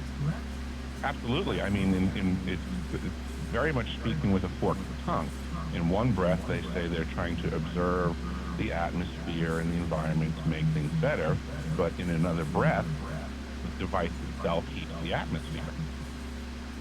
Okay, so seems very nefarious to me, if you ask me. And then they can use global warming as a reason to take away your freedoms, clamp down on you, get you to have digital IDs. They can control how you're spending your money. They can have your own individual carbon footprint. They can turn off your money if you're spending too much stuff on things that cause climate change. But it turns out so they can make this crisis that they can then use for control of people. That's what it sounds like. Just like they did with what was that thing called? Oh yeah, it was called the COVID-19 virus that they invented themselves, tried to hide it, but they couldn't hide it. It got out, and now they admit, okay, we did, and they use that for an unbelievable authoritarian crackdown and complete fascism. Mandated experimental medical devices, experiments being perpetrated on people with no long-term studies whatsoever. And so this is like another one of those things you are positing.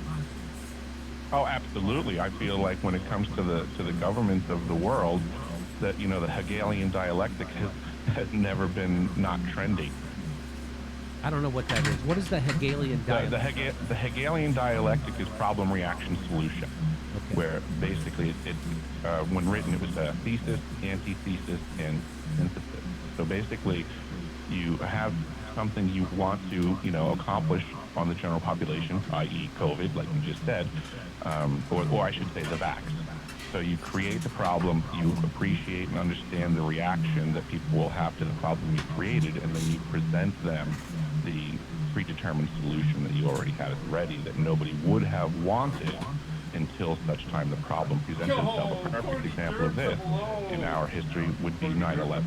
Nobody wanted the Patriot Act, but they created a problem.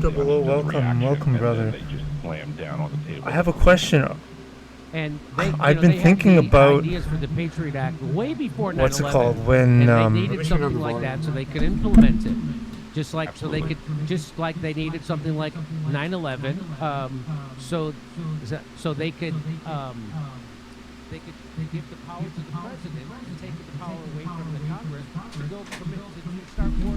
Corgi Derp, welcome. I'm glad you're here, brother. I was Sudan, Yemen right now. I've been thinking about the last stream, and I wanted to answer your questions a little bit seriously.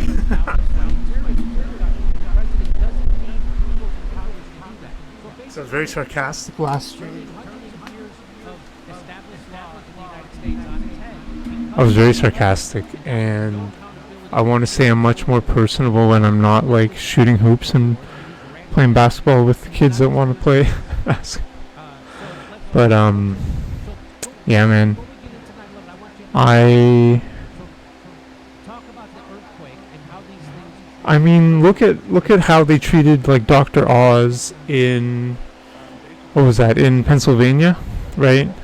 It looked like the Republicans were gonna take over the Senate seat, and then they ran Dr. Oz, and people did not like that he was like calling himself like Dr. Oz, and like I think people felt like threatened.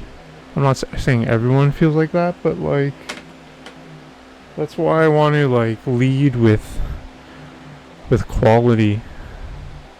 And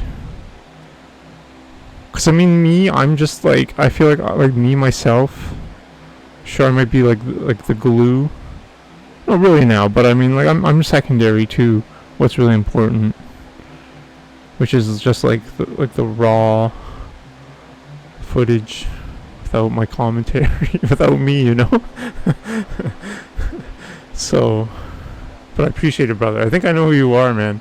I think I was looking through podcasts. Are you Matt Ball? Are you Matt Ball, brother? You don't have to out yourself. But if you are, I think I saw you said you like GoldenEye.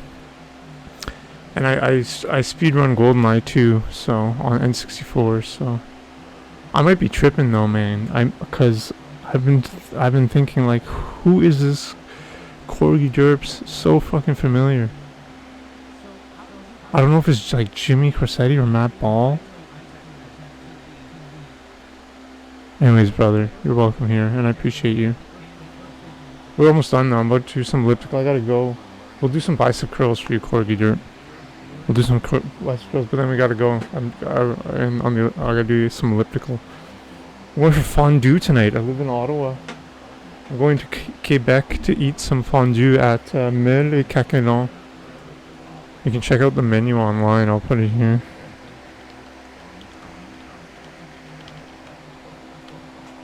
Corgi Derp, if you're neither Jimmy nor Matt Ball, you are just as valuable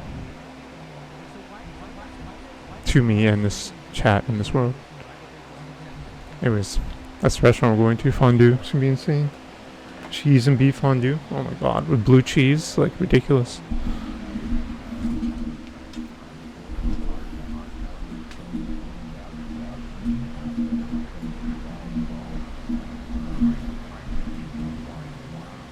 Yeah, I think I will eventually.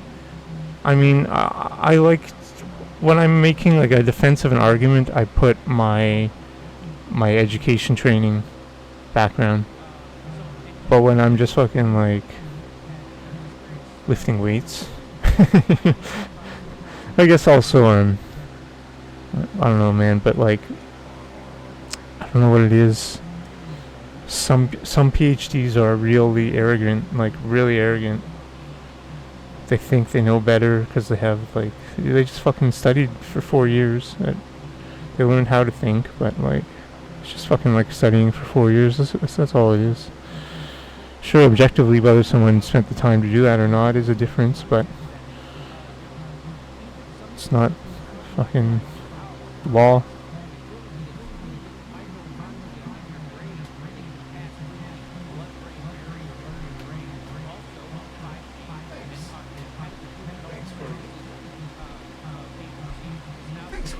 I do have my doctorate in environmental, actually, to be honest. I do have my doctorate in environmental biology. I mean, I put that on, like, LinkedIn and shit, and when I'm working professionally, but I mean, you're right, maybe you're giving me the confidence to do that, and I thank you for that. I really was thinking about that, Corgi Dirt. Because, like, what legacy do we want to leave on this earth, right? And it's like, I gotta start now, leaving, like, a proper legacy, and maybe that's the first way. Thanks, bro.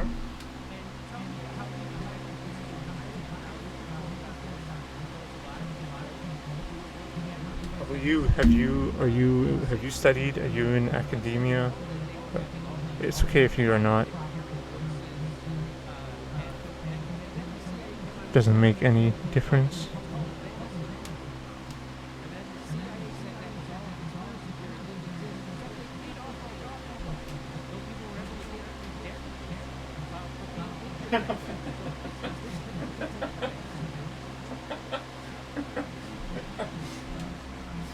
Oh my god, man, you make me laugh, dude. Man, I was laughing so much about your comment when you said me and the boys were watching your stream. We were gonna book you, but after watching your stream for a bit, we liked it so much that we couldn't do it. It fucking killed me.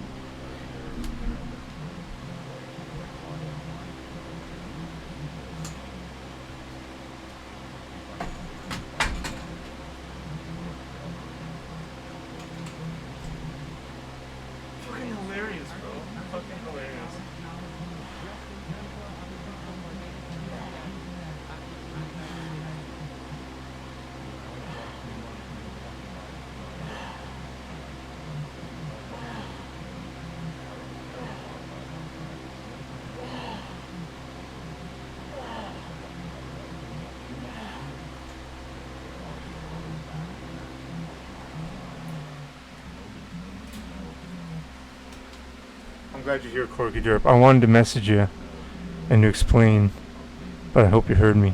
Appreciate you. Explain a better answer than what you asked me yesterday. That's what I meant.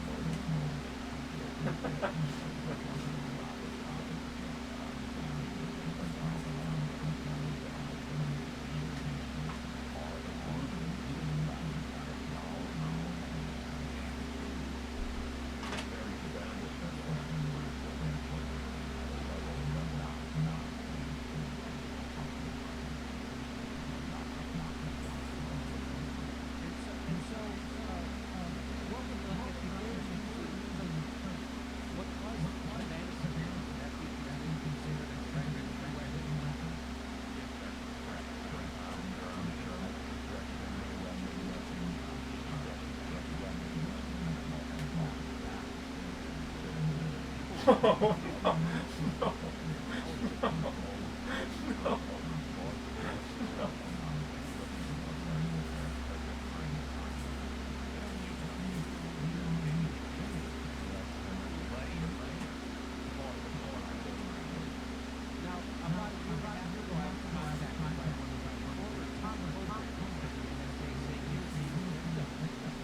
AI bot. We have AI bots in the chat. You can use tilde, whatever name. There's also a list of bots. I'll put it here.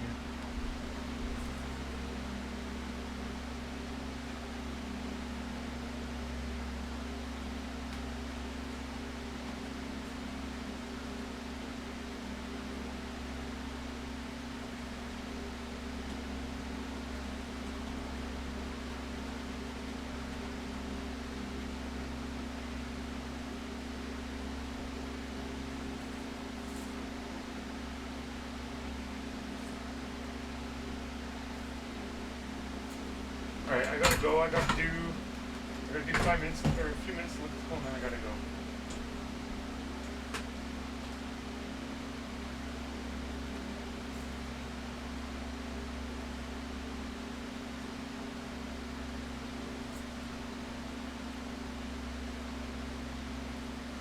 Come see us on tour. We're gonna be in Bakersfield, San Jose, California. Go to JimmyDore.com. We had a president who was good standing up, and you knew it, I knew it, everybody knew it, but you guys didn't want to write it because you fake news. Totally broke it. David Graham, thank you. He used to host Nightline, basically a game show, and all the good. Anyway, Trump's, here we go. He said, we are respected country again. We had a president who loves his watch. Do you think the reputation of the United States has gone down under your president? I think it's gone way up. I think we're a respected country again. We were left out all over the world. We had a president that could walk up a flight of stairs, could walk down a flight of stairs, could walk across the stage without falling. He got there. I mean, Joe Biden was the president of the United States in the same way slow after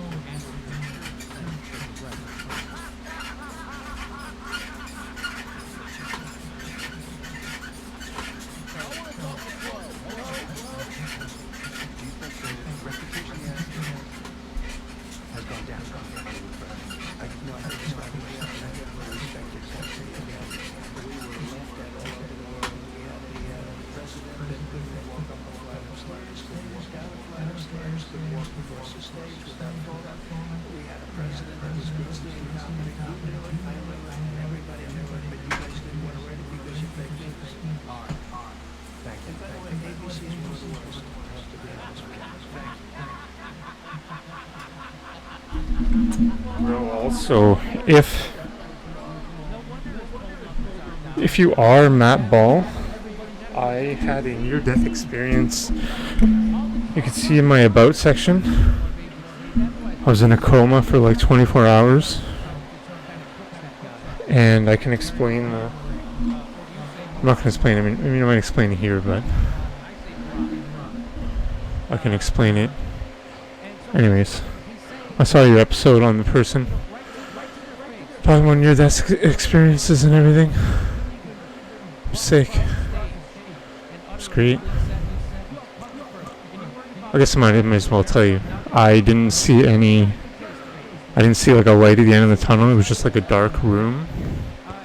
It was just like a dark room, maybe, I don't know, 8 feet wide by 8 feet wide.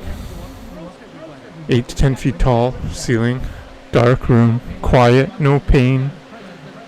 Didn't really remember a body, no floor. It was just like a dark black room, and just like some random voice said, "What do you want to do?" Insinuating like, "Do you want to continue like living?" And I'm like, "Yeah, like I need to. Like I got all the shit to do. I need to be alive."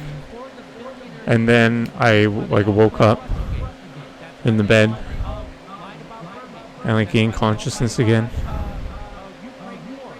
and I was out for like 24 hours. It's pretty crazy. I almost died. I based on what happened, I should have died. Thank God, like I didn't. I'm really blessed. I'm saying I'm glad I didn't die. Maybe I should not have died, but like the probability of me surviving or someone surviving, it's like. A drum fell on my head against concrete, 500-pound drum. Crushed my head. It was crazy. Anyways, So we're doing all right. We're doing well. Okay, thank you for watching. I gotta go though. You rule. Alex Thompson. And the book is all about how demented Joe Biden was for 4 years. And how the media didn't cover it. Hey, hey, douchebag, you're the person who... Are you telling us? I can't believe there's gambling happening here. So, his name is Alex Thompson, and he blames the Biden administration for covering up his mental decline. Says the media simply missed a lot of the story. By the way, you notice how they say mental decline and not mental decline, which just proves my theory that the actual Joe Biden shit the bed years ago, and that the android was shorting out after he was shot with a family member. Wow, that's fantastic, Wingo.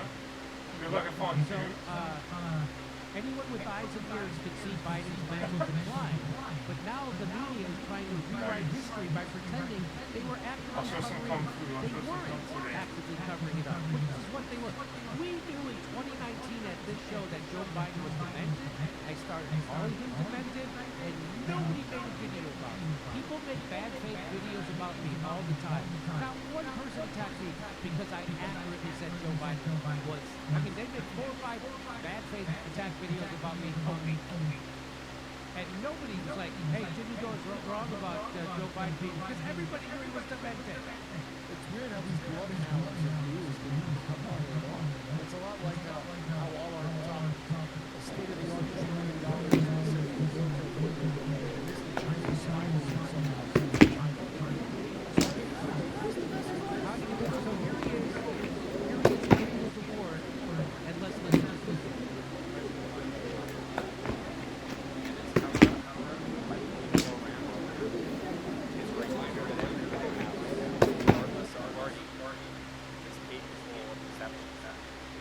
Oh, they got deceived.